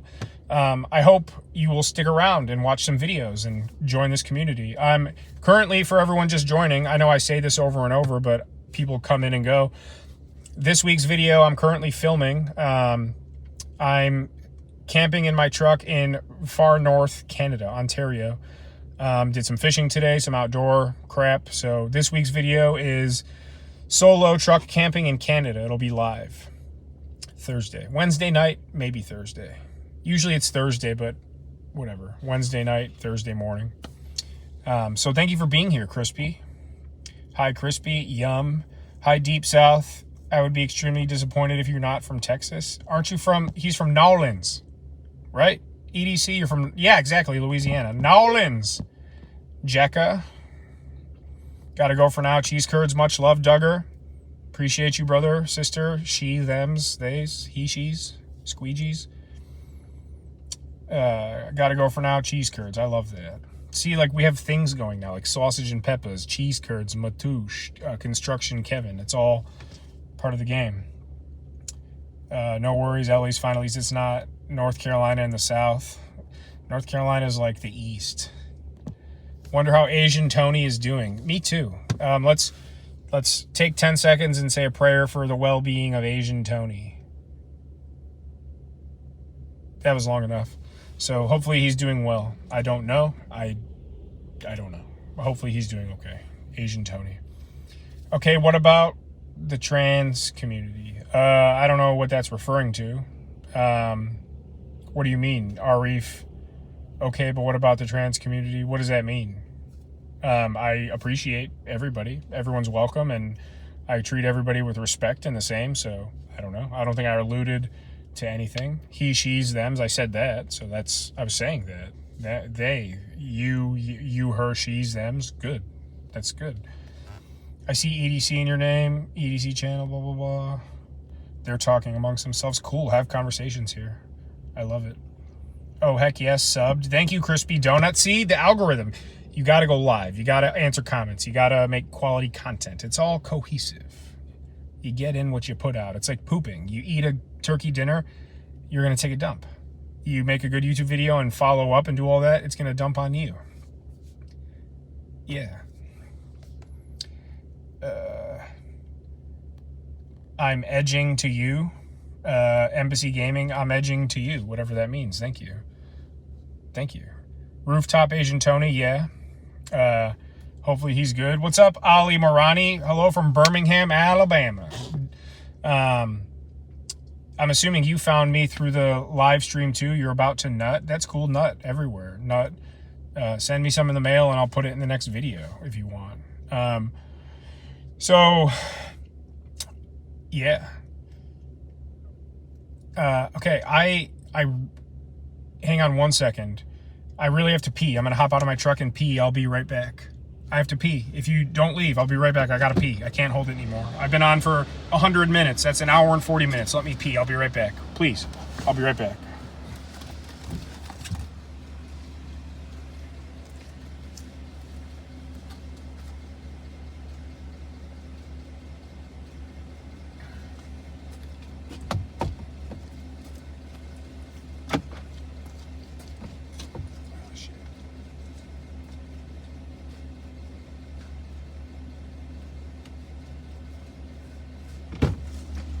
I actually have to open my door and pee over here because there's some riffraff.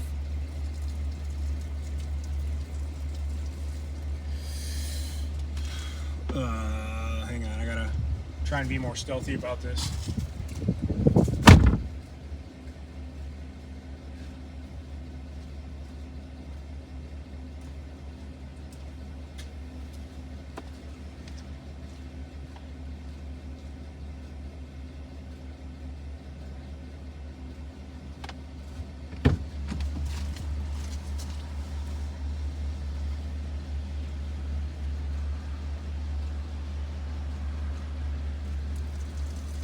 Hope you can all hear me peeing.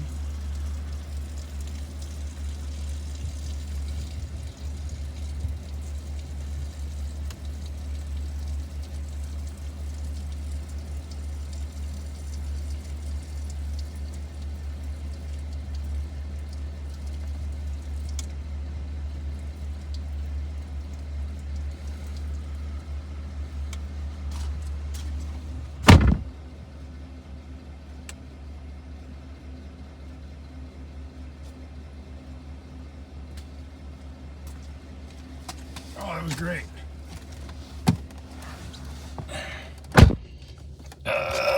Stealthy pee. And now I need to turn the heat on. And I farted and it smells like chili. Whew, that feels much better.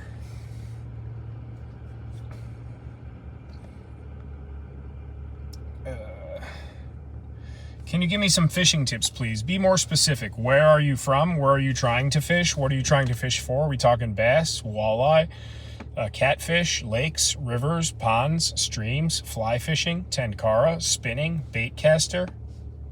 You need to help me so I can help you. He taking a pee break real quick. Yes, I did. Drained the main vein, get pissed on. I peed on my boots a little bit. Literally touching his sausage right now. Sausage and peppers. Oh, and then someone said sausage and peppers. This episode brought to you by the letter P, Stealth Camping Sesame Street. ICUP. I'm Bill, Stealth P. Yeah, there was like, I don't know.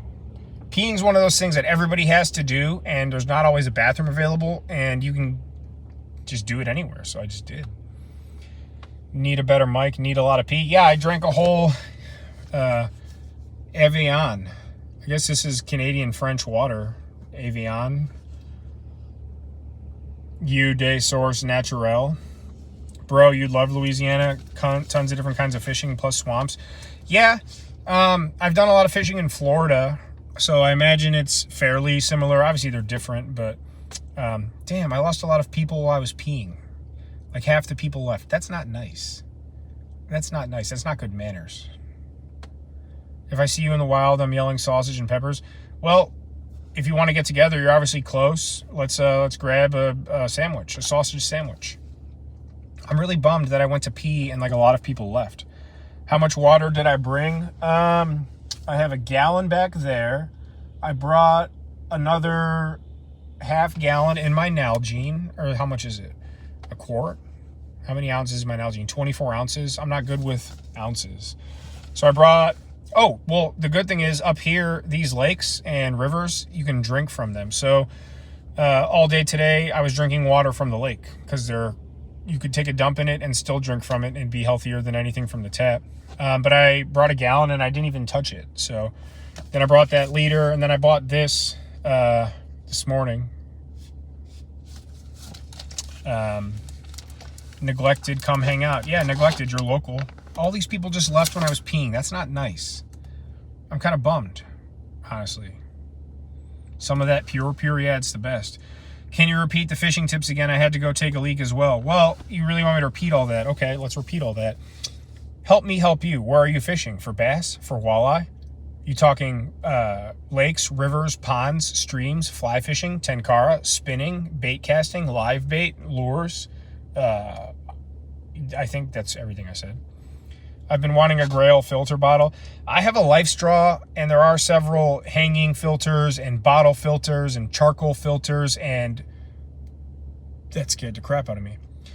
The water bottle is in my lap, and the shadow casted on the window of my truck, and when I looked, it looked like someone was standing there. I'm locking my doors because this is haunted water. Oh, that was really scary. I'm not even joking. There's all kinds of different filter techniques. I usually just bring enough water that I know how much I'm going to drink during the day. I bring enough water to make sure I'm going to drink as much as I need. And then usually if we stop on the way for gas or coffee, I'll grab an extra bottle just to have in the car or throw in my pack. And I always usually keep an extra. So yeah, you always have enough water. I don't know. I'm a snob about water. I don't know. Who's that?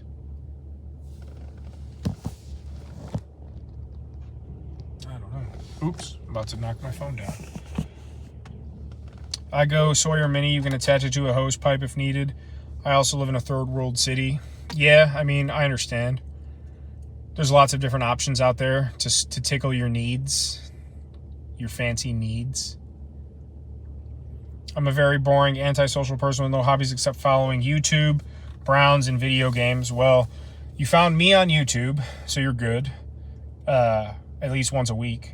The Browns just won. They're 6-3. That's good. And video games, I'm not really into, but I'm sure you enjoy them. That's why you're an alcoholic pothead. Well, whatever floats your boat. That's cool. That's totally cool. Someone rolling up on me? No. I just checked again. The Avion bottle scared me. Now I'm all out of sorts. So, would you consider uploading all the unseen Stobe stuff to your channel? Let me think about that. I've thought about that. Uploading all of it to my channel? No, it wouldn't be right. So, there's a lot. There's all 54 actual videos, like numbered, like 1 through 54. And then there's a few episodes that have 2 and 3 parts. Some of them weren't released. And then there's a lot of daily updates for his Patreon. Then there's a lot of updates for his YouTube subscribers. And then there's a lot of stuff. You can go find a lot of it on YouTube now that I bet you haven't seen, where he collabed with other YouTubers or just showed up in random places and stayed with people and was in random videos like that aren't his. So a lot of it you can find, but I do have a huge chunk. If you want Stobe stuff, Instagram message me at the Northwest Wind and I'll email you everything. So there's a lot. Plus there's Canada by Cargo Train, his first feature-length movie. And then, or no, I think Attack of Stobe the Hobo was his first movie. And then Canada by Cargo Train. I forget which one was first. And then after he passed away, people at... what's the place in Montana that he stayed at? Easy Acres or Happy Acres? I forget. It was like his home base, and he had a bunch of cameras and memory cards and a laptop there, and the guy that owns it edited, or somebody that he knows edited the final, after he died, movie. It's called Colonel's, is it Stobe the Hobo Rides Again, or Colonel's Freight Crew KFC Rides Again? The third Stobe movie. Hang on a second. I'm trying to think. What's the name of that place? Orange Acres, I think it's called. So I have all of that, but it wouldn't be right to upload it to my channel. It's not my content to upload. It's my content, not mine, but it's content I watch and enjoy. I wouldn't want to profit off of it. I wouldn't want to get my channel reported or any kind of nonsense. It's not my content. And as much as people want to see it, I mean, I guess I could start a whole new channel and upload all of that, but I don't know. There's money and stuff involved when you monetize, and Stobe's still, even 6 years after his death. My truck shut off again. I don't even care. Just burning gas. It's fine. I just don't think it's a good idea. I don't know. I guess I could start a whole new channel and upload everything, but that's also a lot of work. I know it just sounds like you just upload the video, but you got to put the titles in there and a description and the tags, because if I'm just going to upload it and just leave it bland so no one can find it, it's like, why even bother? Because then Stobe people aren't going to see it. So it'd be a lot of work. I'm talking just his 50 videos that are known alone. I mean, there's several hundred things that would need to be uploaded. The time, the effort, it's a lot. What else is going on here? Sawyer Mini, good system. I like video games. Not trying to dox you, but I just found your channel. I know you said you are in Canada. Where would you be camping tonight? So I'm camping in my truck in northern Ontario, Temagami, Ontario. And that's where I'm truck camping. I was at a campsite today. I fished. I did all that. And I'm sleeping in my truck again for the second night and heading home tomorrow. So,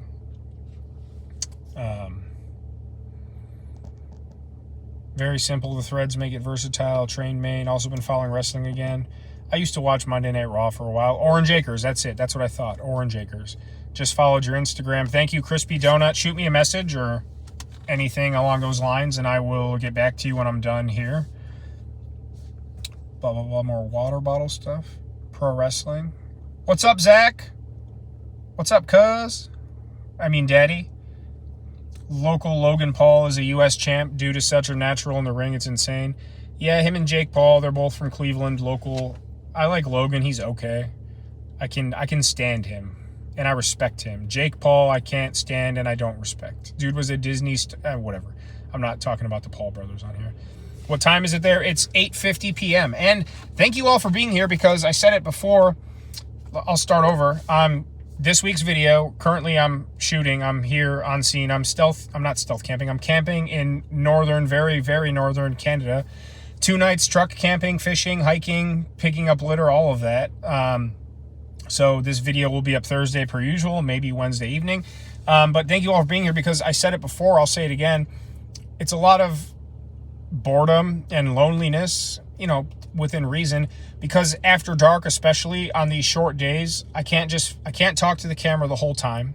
I can't film the whole time. I can't film at night as easily. And then once it gets dark out, when I first started these videos, besides the fishing stuff, when I first started the stealth camping, it was August, so it was light out till 9:30, 10 p.m. So by the time I'm ready to go to bed, it's just dark. I sign off for the night, film throughout the evening. It's dark out. It got dark at 5:15 today, a little earlier than that. So for the past almost 4 hours, I've been sitting in the dark. I can film here and there and update you all, but most of my work is done. The cooking, the setup, all that. So I'm kind of just idle hands. So going live, this is the 3rd video that I've gone live while shooting. It helps pass the time. I get to interact with all of you. I get to talk to all of you. A lot of funny, cool stuff has happened here. We've got some new people here.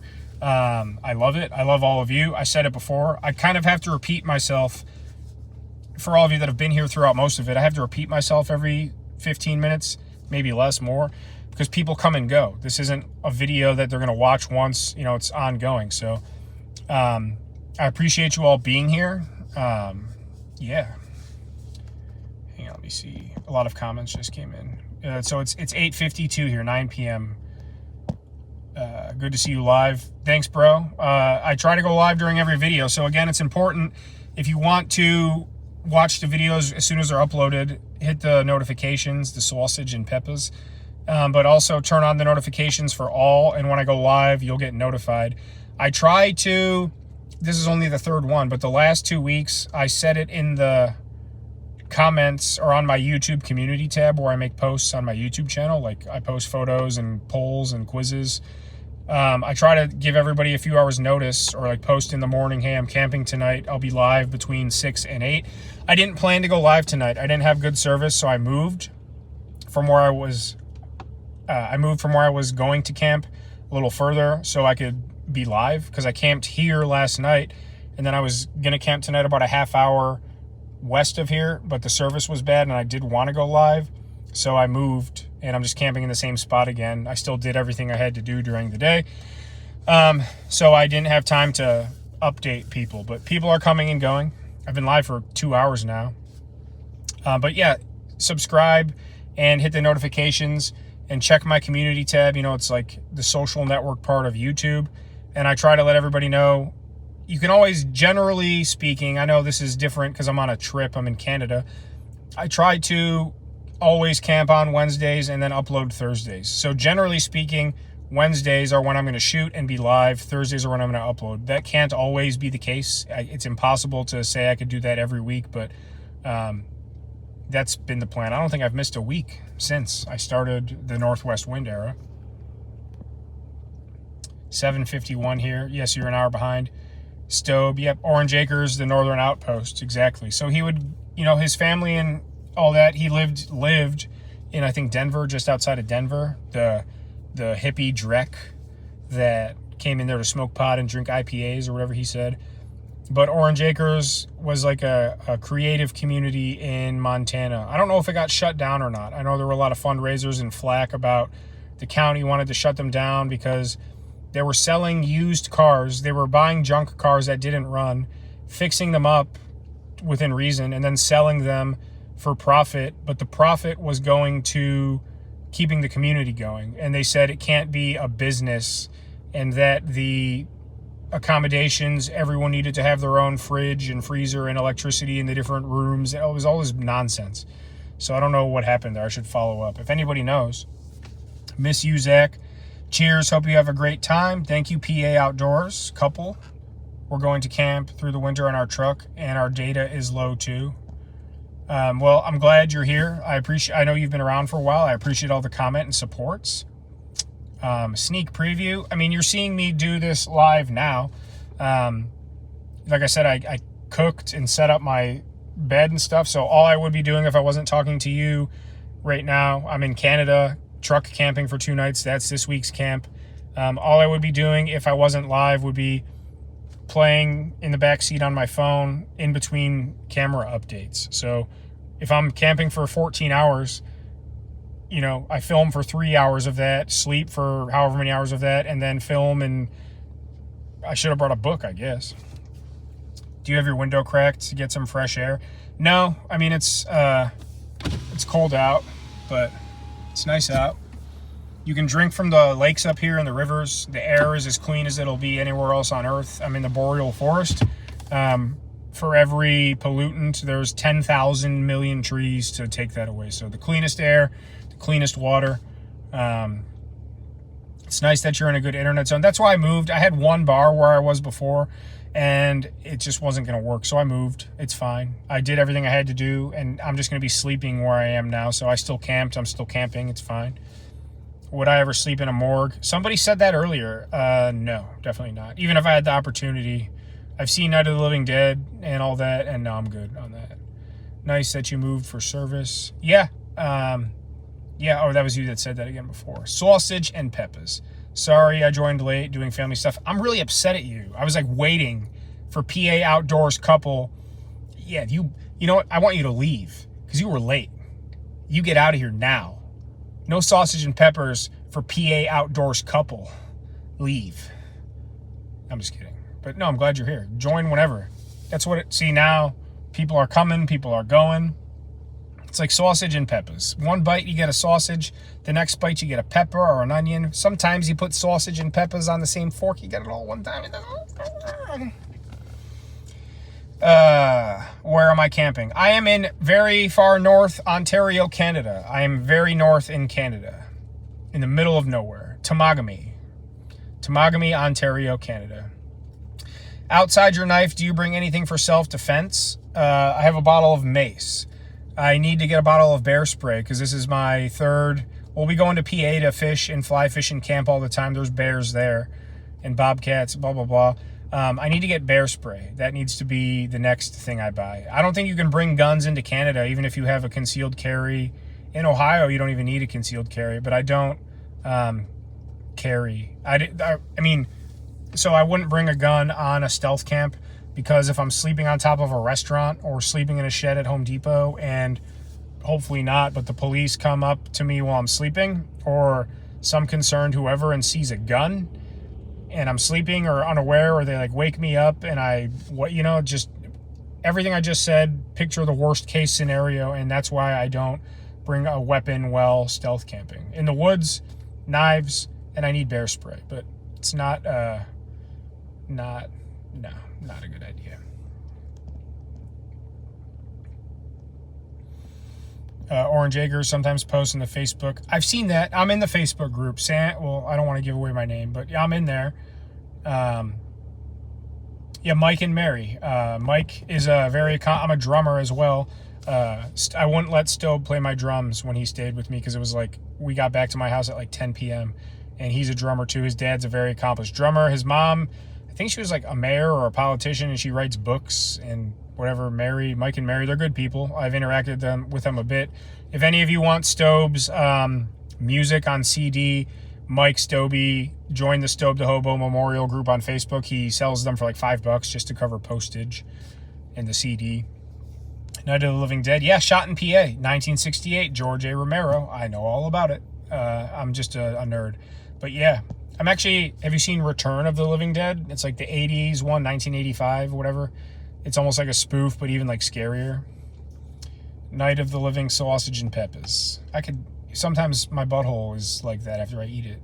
Peppers Under the Stairs. I have friends in North Bay. North Bay. It's about 100 kilometers, about an hour from here. Survivor Man camps where I am. Les Stroud, he has 2 episodes or maybe 3. In his first season, Les Stroud did a Survivor Man episode here on Temagami. It's the one when he simulates the plane crash and has like a broken arm in the wintertime. So that was here in Temagami. Literally, the lake it's absolutely a massive lake. Absolutely massive. Within, 20 kilometers of here. I know exactly where he was on the lake, too. It's a little further. Where are we? We're in the northeast arm, so it was a little southwest of here. So that was shot here. And then he did the Boreal Forest episode. I forget what season. That was shot on this lake, too. There's lakes and rivers and portages all interconnected. So he was on Temagami for a portion of that. And then he actually has a house or a cottage. He has a house or a place on the lake somewhere. I'm not sure specifically where, but Les Stroud does have a place here. John, Lost Lakes, Xander Budnick, Les Stroud. I was really hoping, the odds are slim, but I was really hoping to run into one of them. Or even Steve, but Steve Wallace is on the West Coast, so... Yeah, but North Bay, it's about an hour from here. I passed through it last night. I got to North Bay at about 1 o'clock, and then a whiteout snowstorm hit, so I had about an hour and change left to drive. Took forever, and I woke up with like 4 inches of snow. At least you are seeing good views there, and are you going to visit Steve? Again, funny you just asked. No, Steve's on the West Coast. 20 some hours from here, because I'd have to go north and then west. And no, I mean, I would like to, I guess. I'm here in Canada, but I can message him on Instagram. We've talked several times, especially lately, be like, hey, can I come see you? I'm not going to do that, though. Just get him bear spray. What the heck was that? I don't know. I'm locking my doors again. Okay. If you ever stealth camp in NOLA, I'll loan you blah, blah, blah. There are like 3 cops here. I don't know if I'd ever stealth camp down there. Too much bukkake. Don't let me scare you, though. Was just at the Living Dead weekend last weekend. Cheers. I got to go rewatch that again. And then they remade the 68 one was the black and white one. Then they made a color remake not long after, I think. Or did they colorize it? One of the two. I think it's a remake, though. And then there's the Return of the Living Deads and Dawn of the Dead and Day of the Dead. And I'm a huge Walking Dead fan. I don't know if any of you like Walking Dead. And then The Last of Us, actually, was really well done. It's zombie, but it's different than, like, you got to watch it. Is the lake water cold? Yeah, it's freezing. Absolutely freezing. That's why I didn't catch any fish. They're not around. The lake trout are, but it's not lake trout season, so if you catch them, it's kind of illegal, even though I wouldn't harvest them. The only place worse than Louisiana. Yeah, I've heard Houston's pretty bad, too. Roses are red, violets are blue. I flipped a bumper cart at Six Flags. You should, too. A random cat Therian. I like that. Roses are red. Something Kleppers. I'm going to make you some sausage and peppers.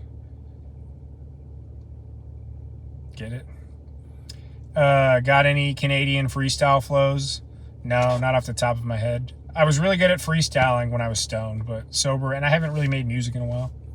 Who else stroking in here? Luis Angel. I'm glad you are. That's fucked up, but good. I love the Walking Dead comics. The show was good and bad. Yeah, it jumped the shark, then came back. The spinoffs are good. I don't know if you watched Daryl Dixon, but it was really good. The Chupacabra is like Mexico, I think. The Slender Man, I'm not sure. The Skinwalkers, I think, are in Peru. See, I know all this lore. I'd be more concerned about Squatch up here or like Kevin McAllister on cocaine or something. Hello, brother. Hi, Luis. The Last of Us is great. Walking Dead was beast before they changed everything. Game of Thrones, never watched it. I'll have to check. It's on my list, but it's like I'm a big Walking Dead and Star Wars and Lord of the Rings fan. Just like I haven't really gotten back into Harry Potter or wanted to watch Game of Thrones. I just have too much lore in my brain. And like The Office, like in Sopranos, like I already got, my blinders are on because I already have isms. Plus I do my own thing. Like I'm kind of like in that way, like all of you, like Sausage and Peppers and Matouche and Construction Kevin and I guess Asian Tony now, like Sam, the stealth camping Northwest Wind guy, is like his own thing now, so I got to maintain that. Luis, what's your question? Please don't make it about stroking it. Got to run to pick up my son. Be safe out there. Have fun. CF freestyle flowed for you. Cuz. Like Sammy Sosa. Much love, brother. Hit me up. We haven't chatted in a while. I want to hear what's going on with your St. Louis ribs. Man, I've been live. This is the longest live stream I've done. 1 hour and 25 minutes. The chat is wild. Yeah, it sure is. Watch out for El Presador as well. You can wind up in his basement with Hugh Jackson. Well, Hugh Jackson's a loser, so I could probably escape pretty easily. Haven't watched much TV since we started going live 6 days a week. But I'm on vacation right now due to getting the flu. Well, I hope you feel better. I hope I'm making your night a little better. Truck camping, just burning gasoline, but that's fine. Who cares? I picked up so much litter today, like beyond. It's the most litter I've ever picked up. Like a year's worth of what I would pick up fishing in 1.5 hours. I made it my mission, and I picked up every single thing that I saw. I took photos of it. Is anyone around me? No, not really. I don't know. I spook easily. I spook myself. I'm a spook. So that didn't, no, I'm not, never mind. I'm not going to go any further with that. I get scared. I shouldn't have said that, whatever. I had no intentions of whatever. Anyways, cringe. Oh man. I get spooked. I'm jumpy, so like the littlest things. But it's weird though, because I could sleep in my tent, whatever. Yeah, I don't know. No one's really around me. No one's bothering me. Yeah. Am I alone? Yeah. That's a weird question. Well, no, I don't know. Now I'm all whatever. Yeah, I'm solo camping. Based.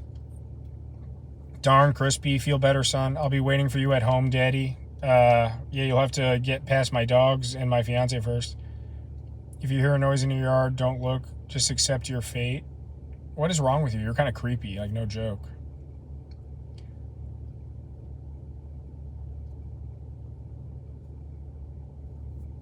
Like you're creepy.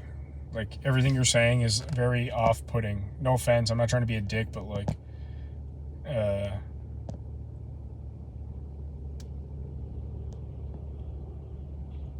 you're kind of weird.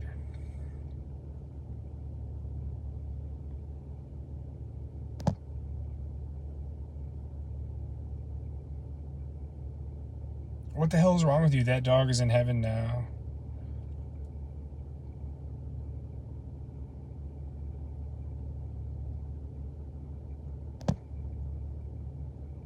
Yeah, but I don't know. You're like, I don't know. Something about you. You just give me a vibe.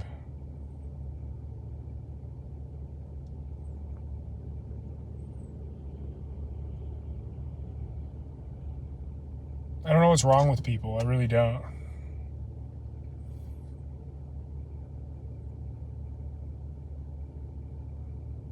I don't even know what your problem is. I don't know. I don't like you. Call a spade a spade. Yeah, you're a douchebag.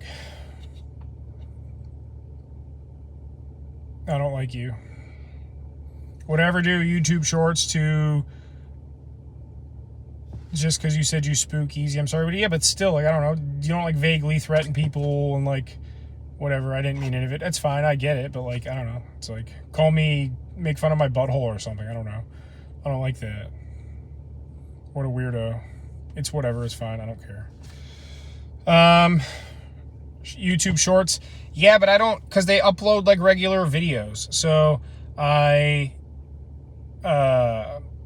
have clips, like, I could, from any of my, not so scared, I just don't like that. I'm like rereading what you said, and I'm like thinking in my head, like, what is wrong with you? Like, I don't know, whatever, it's fine, just forget about it. The shorts, so it's like, if I have like the Home Depot video or the sausage and peppers, like there's funny moments or like little clips from all of the videos and fishing videos and all that, like catching a fat bass or getting caught with the sausage and peppers, like it's funny. But they upload like regular videos. Like I don't know, something about them. But they work. I don't know. I have to experiment with them. I'm going to honestly plead ignorance because I've never really messed with them. I have a few up. I'll have to see. What's up, Cody Prine? How you doing, brother? Am I from the Northwest? No, I'm from Cleveland, Ohio. I'm currently in Northern Ontario, Canada. So I'm Northeast, Midwest kind of guy. But nice to see you. Thanks for being here. I hope you're doing well. What is the biggest improvement that you made to help you camp easier? PA couple, are you talking stealth camping or camping and fishing in general? I've been stealth camping since August. I've been camping and fishing for literally 20 years. OHIO, what's up, Sincere 1513, Ohio, go Browns and Cavs and stuff. If you're talking stealth camping, the biggest improvement I've made,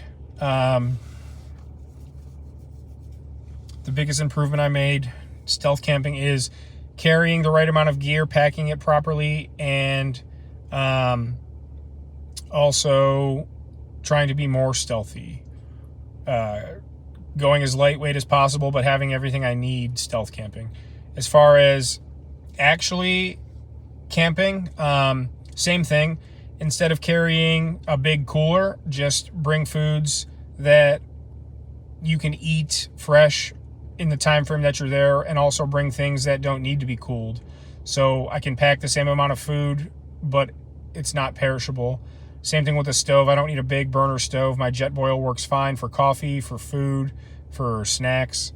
A lightweight but sturdy and all kinds of weather tent. Really just slimming down everything. So you have exactly what you need, but it's as lightweight and durable as possible. And at the same time, you're not without anything. So I still don't know if you're talking real camping or stealth camping. If you tell me which one, I could be more specific. But really just only bringing what I need. We'd go camping in PA and bring a fat Coleman cooler and a double burner Coleman stove and a big chair and all kinds of stuff. And it was like, just when we'd load the boat, then unload it at the campsite, or just get to the campsite, fly fish, and have to set all it up. It's like so much to carry, so much to bring. It's like I can be, just like for this trip, 4 o'clock yesterday, I'm leaving. I'm out the door by 5:15 because I dilly-daddled. Stealth or truck camping?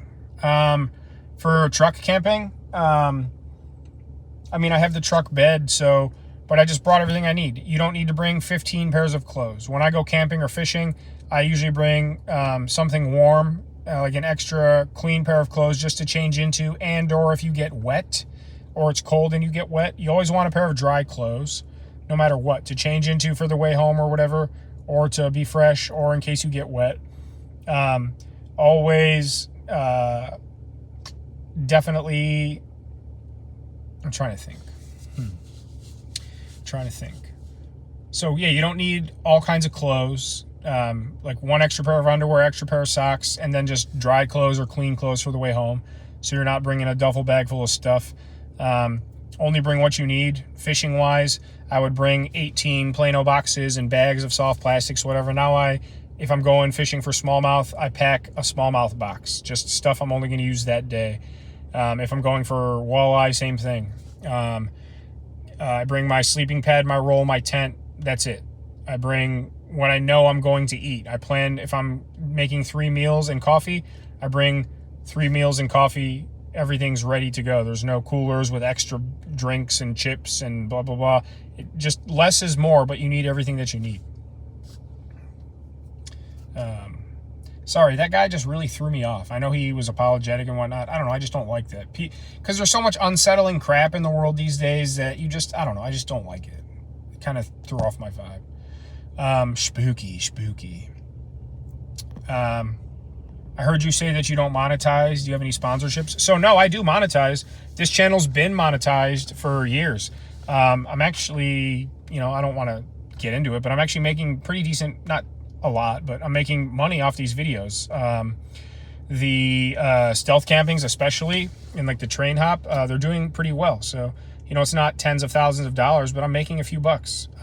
Sponsorships. When I was puff bass fishing, we had plenty of sponsorships, big and small. Mystery Tackle Box, Lucky Tackle Box, Beer Nuts, all kinds of apparel. I was getting shirts weekly for a while, and all kinds of little mom and pop baits, and like Mystery and Lucky Tackle Box are big, Beer Nuts was huge. They were sending us boxes of clothes and hats and nuts, and we're doing giveaways, and I'm giving away Bass Pro gift cards. But it kind of died on the vine. I kind of went into a dark period and was up and down. Either way, I wasn't enjoying what I was doing. But yeah, so during the fishing days, I had a lot of sponsors, and it was pretty cool. For now, since I've been camping, I've been getting a lot. Actually, a Minnesota magazine, Minnesota Voyager magazine. I just did an interview this past week with Minnesota Voyager magazine, I think it's called, or something, Voyage Minnesota.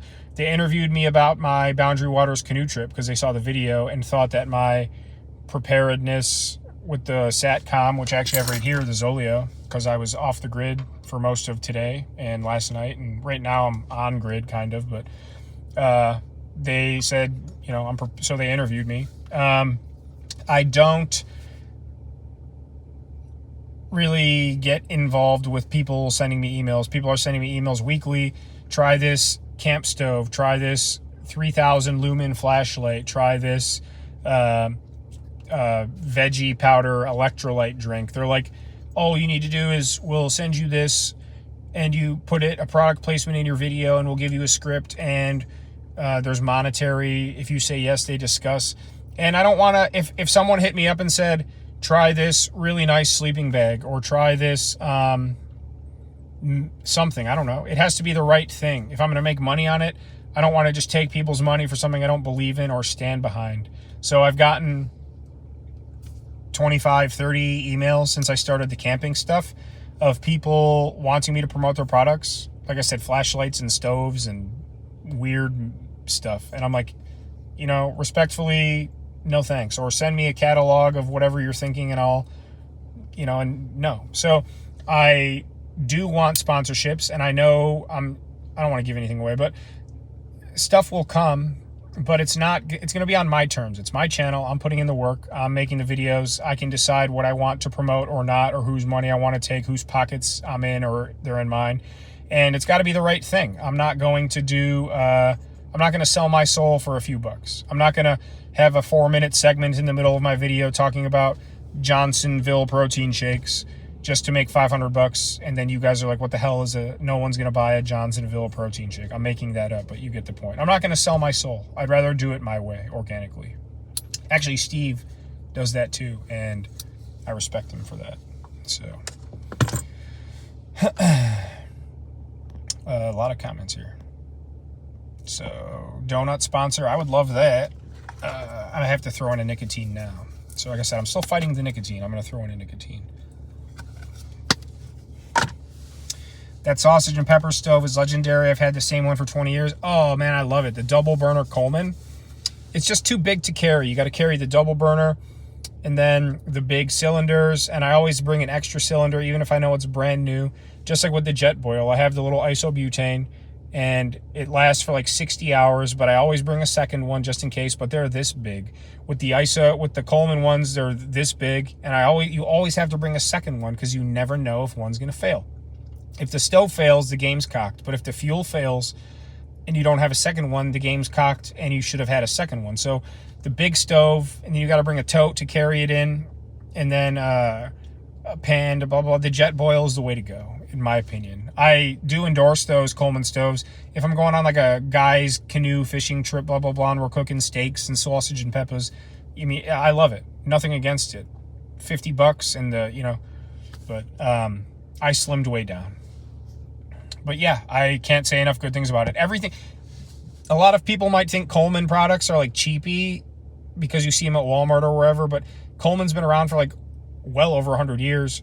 Coleman stuff is the name of the game. It's cheaper than the name brand Yeti crap. It does 80% or better as good of a job, if not better, than the rivals that are more expensive. And it's a trusted name. I always steered away from Coleman when I was getting into things because I was a snob, and I got humbled by trying out Coleman stuff and realizing how awesome it is. So Coleman all the way. I wear one part of clothes. She brings two or three. You got to have like your main fishing. I wore the same pair of pants or swimming trunks or whatever. Bring a change of underwear. And if you're wearing socks, because it's whatever, extra pair of socks, but like the same pair of pants, the same grimy shirt when you're grimy. Then if you want to shower and get clean, it's slim it down. Trust me. I was always with fishing trains when I bought my boats, when my new, I always, when I collected vinyl records, all kinds of stuff, I always would go out and get super hyped on, the first phase of any new hobby is like accumulation mode. You go out there and you spend way too much money on all this crap. Fishing tackle, you get this, that, this, that, this, that. And then I can't tell you how many times I've donated or sold or traded people stuff that you bought and you never end up using, or that you immediately realize, like the Coleman stove, which I still like, but it's like, this is too big. I can't take this stealth camping. I'm sick of hauling it around on my boat, or when we go camping, the Jetboil fits in my back. You know what I'm saying? So it's slim it down. But that's only going to happen with, you have to accumulate to know what works, what you need and don't need, and then you get rid of it. So it's like, you have to go through the natural cycles. It's like accumulation and then separation. You figure out what you need, don't need, and then you pile stuff up, and then you finally come into like your own. That's the best. Honestly, you asked what my best move I made, and it was trial and error. Everybody's different. Everybody does things differently, likes different things, has different wants or needs or comfortability levels. You got to do you. So figure out what works best for you. You might want to have 10 coolers full of butter and chitlins. That's good for you, but I don't. So that's my best advice. Tell them about our first time fishing in bush wildlife. Oh, yeah. So I went out, my fiance and I, and now my fiance, at the time we were just best friends, and bless her heart, it's a hike to get in from where we park, like 500 yards. She packed a Coleman cooler on wheels, like a tote bag, like a big tote bag with chips and dip and pops and sodas, and then like a book bag with like blankets and a camping chair, plus all my fishing tackle and 2 rods, then her fishing tackle and 2 rods. Literally, it was a nightmare. And all she wanted to do was be prepared, and we had everything we needed, but it was like, we didn't need 80% of it. So I don't know. Did I stop at Canadian Tire? No. Canadian Tire, for you guys that don't know, is basically like Canada's Walmart. There are Walmarts here. There was actually one plaza, like, I don't know if it was North Bay or further south, that had a Walmart and a Canadian Tire. So I planned to stop tomorrow. I'm in no rush to get home tomorrow. I want to see my fiance and my dogs, but if I see anything of interest, I'm going to stop, because I haven't been to Canada in a long time. Bringing creek fishing gear too. Yeah, I mean, that's another thing. If like you're going fly fishing, I have my fly fishing stuff and it's all ready to go. When I know I'm going fly fishing, I have my fly fishing gear set aside. When I know I'm going camping on the boat, I know what's camping with me on the boat. When I'm going stealth camping, I have my stealth camping stuff. I have a gear room downstairs. It's a closet. All my fishing gear, all my outdoor gear, all my camera gear, all my boat stuff. And it's all organized to where, like I said, if tomorrow I'm waking up and going smallmouth fishing on the Allegheny and camping on the island, everything's right there, so I know exactly what I need. When I get home, like tomorrow, I put everything back in its place, so I know exactly where it is. And if I'm going somewhere else 2 days later, everything's in its rightful place. Ignore the trolls. Yeah, I am. Ma Wendholt, watching from Indiana. What's up? I like the Pacers, Benedict Mathurin, and Halliburton. You guys got a good squad. Everything I do on YouTube is a money pit. This stuff costs money. These trips, the gas, the supplies, the food. I'm not breaking the bank, but like my Minnesota trip to Boundary Waters, on top of the money it cost me to get evac'd, that was expensive, a couple grand, easily. Coming up here too, all the gas, all the gear. That's awesome. I'm assuming you're talking about the monetization. Yeah, it's cool. It's growing, so keep watching, please. Jekka suggestion sounds interesting. Your first time. It's not Busch Gardens. It's Bush Wildlife. It's the guy that founded Busch, Budweiser beer, all that, bought like 10,000 acres in Missouri and built a bunch of man-made lakes on it, like 35 lakes of various shapes and sizes, and stocked them. So it's like a playground for fishermen and hunters and stuff. Only problem is I call it Bob Lakes, like a lake where you show up at 5 a.m. or 5 p.m. and there's 10 bobbies there fishing, a bobby lake. They're kind of fished out. and it's so brutally hot out there that if you're not fishing at 4 a.m., by 9 a.m., you're dead from the heat. Love your videos so far. Nice to fill the gaps between Steve's videos. I appreciate that. I upload on Thursdays too, like Steve, because Thursday is a great day it's the night before the weekend. A lot of people are in because they're going out for the weekend. And then, like if there's nothing going on during the weekend, they watch it. And then if not, Monday or Tuesday night when they're home. So it's like, I think Thursday is the perfect day to like trajectorize the video views, and it's been working out well. So sometimes they end up on the same day, but no, I appreciate that. I look forward to Thursdays because Jim Baird usually uploads. Steve usually uploads when they do.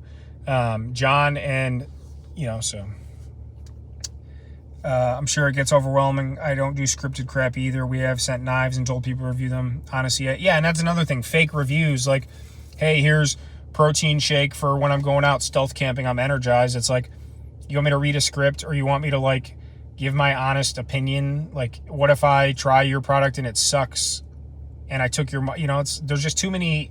If it's not something I firmly believe in or want a part of, I'm not going to do it. That's why I don't get beer sent to me on PA News. I'm brutally honest. Someone just made Johnsonville protein powder. Bro, I just swapped over to Smoky Mountain dip pouches. There are no Nick. Yeah, I'm getting off the tobacco. I have to. Do you all agree with African Americans having rights? I don't. What is wrong with you? Like, what? Just get out of here. Seriously. Just go. Like, that's the stupidest thing I've read in a long time. Like, why? How long does the lantern last? That thing has been on for a minute. It runs on AA batteries. It's from Five Below, I think. I think this was another Christmas gift like 3 years ago from my fiance, and I love it. Because if it breaks, I think I've gone through, this is my second or third one. I had like a smaller one. If it breaks, it's cheap and it is bright enough for everything I do. So yeah, it's nice. I need the extra light in here. It's still kind of dark, but BWCA is amazing. Yeah, it sure is. I do plan to go back, but now that I have my passport, Canada is number one on the list. So for all of you that just joined, a bunch of people just joined. I'm shooting this week's video as we speak. I'm in Northern Ontario, Canada, truck camping. I did some fishing today, some hiking, some litter cleanup, some cooking and all that. So it's a good old 2-night truck camping video. It will be live on Wednesday night or Thursday per usual. And yeah, I quit diffing when my wife got diagnosed with stage 3. I'm really sorry to hear that. I hope everything worked out. I need to. I hope everything worked out. I'll say a quick prayer for her too, that everything worked out okay, or will. But yeah, I'm sorry to hear that. I hope it worked out. I need to. I went 2 years almost to the day without nicotine, then got back into it, then like 6 months, then like got back into it, then I went like 2 months like over the summer without any, and then like the last, to be 100% up front, the last like 2 months I've been struggling with it again. I need to. When I wake up tomorrow, I'm going to be done with nicotine. Hold me to that. When I wake up tomorrow morning, I'm going to be done with nicotine. Any goals for the channel? Yeah. I have short-term goals, and I'm going to have to plug my phone in soon. I'm on 20%. Any goals for the channel? Eyeing a sub-like view number. Right now, the videos are averaging like 1,500 views in the first few days, and they go up, and then they kind of just start going up slowly. So they'll get a lot of views initially, and then like 100 or so a day, 50 to 100 a day, but compounded over the 15 videos or so I have, that's like 1,500 views a day between all those videos. So I'd like that number to keep growing, and it is. My subscriber count's going up anywhere from 15 is my average a day, new subscribers, up to 50 or 60. I'll be at 6,000 subscribers likely by the end of this coming week. My short-term goal is 10,000 subscribers. And long-term, I would like, I don't know how possible it is, but I'd like to be at 10,000 by like spring. By the end of next year, I know it's lofty, but I'd like to be at about 50,000. But it's all subjective. I could have one video that blows me through the moon, and I could get 100,000 subscribers in a day or in a week. It happens. Or what's been happening, which I like, is the organic growth. I put out a video every week, a bunch of new people come on board every day, and slowly but surely, in 5 years, if this trend continues, I'll be at those goals. So there's the part of me wants to rush and like be greedy and I want it now. And part of me is like, I'm doing all the right things. The growth is steady and measurable. So it's what I want is happening. Is it as fast as I want? No. Would you rather make $1 million tomorrow or over the next 10 years get a certain amount every day? Well, obviously you want it tomorrow, but if you got whatever, $100 a day until you had $1 million for, it's like, what am I supposed to, I don't have unrealistic goals. I'm not going to sit here and say I'm going to be the next Mr. Beast or the next Casey Neistat or the next Steve Wallace even. I'm going to be candid. I think my content is good. I think I have my own editing style, my own personality, my own genre almost, because I do things that other people are doing, but I do them my way. I don't adhere to anybody's standards. I take advice and constructive criticism and all that, but I'm going to do it my way. If I can't do it my way, I've tried when I was a musician and with Puff Puff Bass Fishing, and I have a few feature length films I made too. Maybe I'll upload those to this channel someday if you guys want to see those. If I can't, when I was a musician, Puff, all that other stuff, I relied on other people, and no offense to any of them, but they let me down. I was pulling most of the weight. I was the driving force. And when people weren't working as hard as me, I'm not trying to be a douche. I'm just being real. This is what it is. When they weren't working as hard as me, or I felt like I was being shortchanged by the efforts of others, it made me want to quit. And it took away from my drive. So now that I'm in the driver's seat of this, I'm the only one in the videos. I'm doing all the shooting, the blah, blah, blah, blah, blah. I have support and friends. All of you, the viewers, the people that I interact with. That's why I talk to all of you. That's why I respond to every comment. That's why I appreciate all of you. That's why I'm going to do a lot more cool stuff coming. I want to do limited run merch and apparel, but not like a $50 shirt. If a shirt costs me $14, buy it for $20. I make $6. You get a cool shirt for a good price. Sausage and peppers on it, So that's what I'm saying. I can do it my way. It's controlled, sustainable growth. Maybe it'll go like this, or it could still keep going like this. This is perfectly fine. All of you, the support, the kind words, the criticism, whatever. It all, this over time equals this over a span. If it goes like this for 5 years every day, when you look back from year 1 to year 5, it's going to look like this. See what I'm saying? Don't put a cap on success. There is no cap on success, because every new video, every new trip, every fail, every comment, it's all part of it. It's all part of it. Reach for the stars, brother. Solid so far. It's going to be a little boring watching Steve now since he's pretty serious. He's not boring. He does what he does. Steve does Steve. I do me. Whoever Stobe the Hobo does him. Casey Neistat does him. They all do what they do. There's nothing better or worse or whatever. I mean, in your own opinions, there should be or could be, but overall, it's like you can't go watch a pro skater and then go watch a chess player, the grandmaster, and be like, this is that, this is that. One guy's playing chess, one guy's kick flipping a 10 stair. Like, they're not mutually exclusive. You ain't making 6. Well, that's what I'm saying. So again, it's like same thing with like the sponsor stuff. Like, don't send me crap and expect me to spin it for you. Don't, if I put up a shirt for sale or a sticker, like, I got to make something like $2-3, but then shipping, that's what I'm saying. Sausage and peppers. You got me all like natural high on the idea of the channel growth, because I take it seriously. I know I'm a clown and I know I screw around, but I do believe in myself. I do believe that this can really become something, and I'm going to do everything I can to make that happen. And it's happening. It's happening right now. I'm sitting here on my camping trip. I'm going home tomorrow morning, but I did my work today. I filmed, I fished, I blah, blah, blah, cooked. I was funny, and I said sausage and peppers a lot again.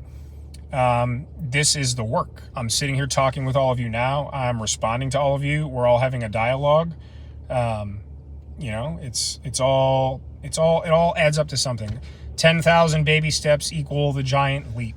Right now we're on like step 33. It's nice to see passion. That will keep you going. It's contagious. Yeah, it is. There's tough days though too. Trust me, there's been days where like I upload a video and it didn't do so well, or I didn't get many or whatever, or I'm just tired from a long day at work and I don't want to camp, and then I just do it. You just got to keep pushing through. So, what's my phone at? 16. I'll stay on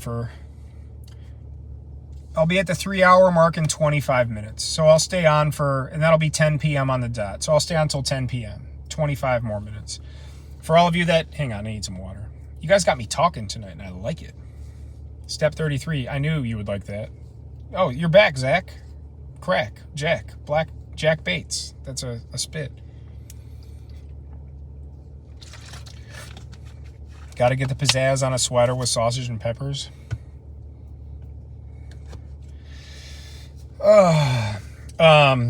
So for all of you that have just joined, I'm on this week's camping mission. I'm in northern Canada. For all of you that are still watching, I've said this a bunch, but people keep coming. So I'm in northern Canada. I camped, fished, did all that. So the video will be live on Thursday. All right, so ask me some more questions. Y'all had me a few good runs tonight. Some comments that were well thought out comments to give well thought out answers. Let's get one more run like that going, and then I'll send it. I got about 20 minutes left in me. So I'll give you guys a second. I'll recompose myself.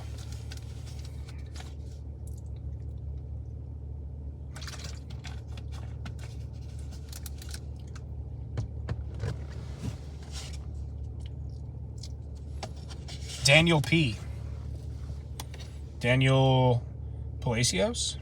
Is it Daniel? Daniel someone else? I think Daniel P. Best Canadian movie? I don't know. Something with John Candy. The Great Outdoors. Summer Rental. Uncle Buck. Planes, Trains. I reheated a pizza on mine. Just finished it. I love the pizzazz. I really do. Good AF. Strange Brew. So you guys are, I like that because you guys are like in here talking to each other. It's like, okay, that's sweet. Give me one more round of good questions to answer. Got a few minutes left. A couple minutes left because I'm getting tired and I got to sleep so I can drive home tomorrow. A couple more questions and then we'll call this a bukkake evening.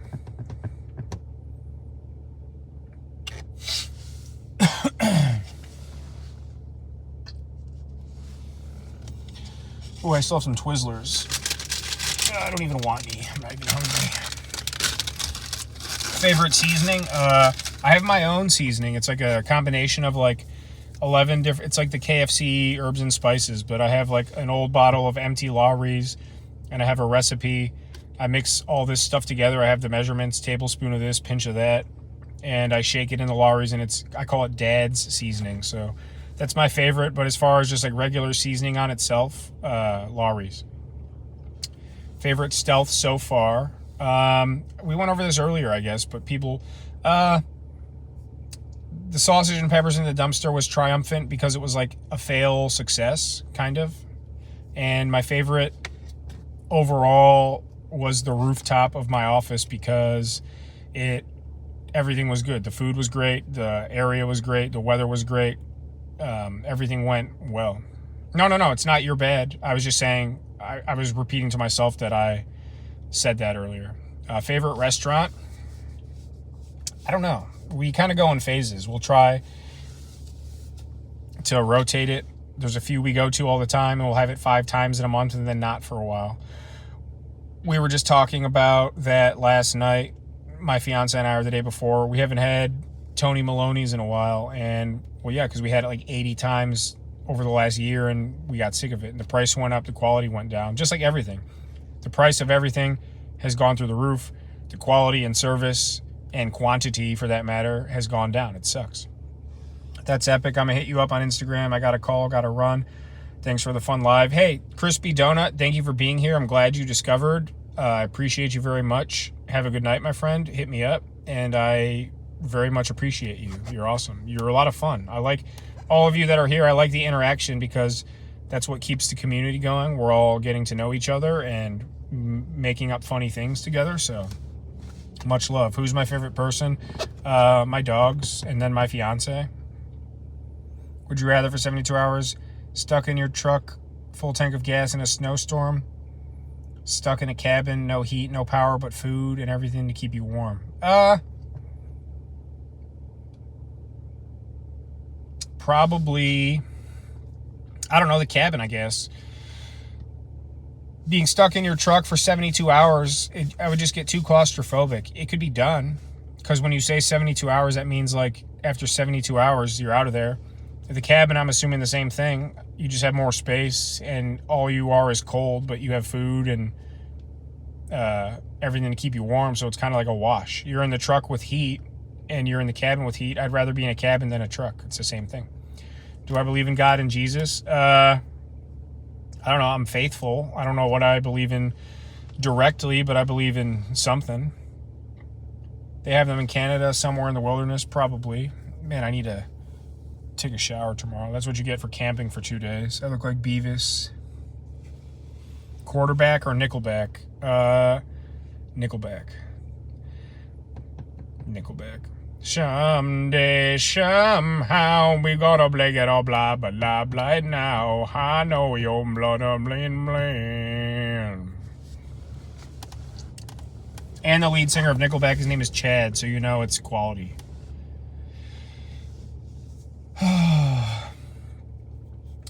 All right, well, I'm getting pretty tired. I think I'm going to wrap this up. So we'll go 5 more minutes. 5 more minutes. So last call for questions and interactions, because I'm getting tired. I want to lay down. And I have to call my love of my life, beautiful best friend. How often do I go live? So I went over this earlier too. I'm just saying. My goal, and I've stuck to it for the most part. I try to shoot my videos every Wednesday, and then I edit and upload on Thursdays.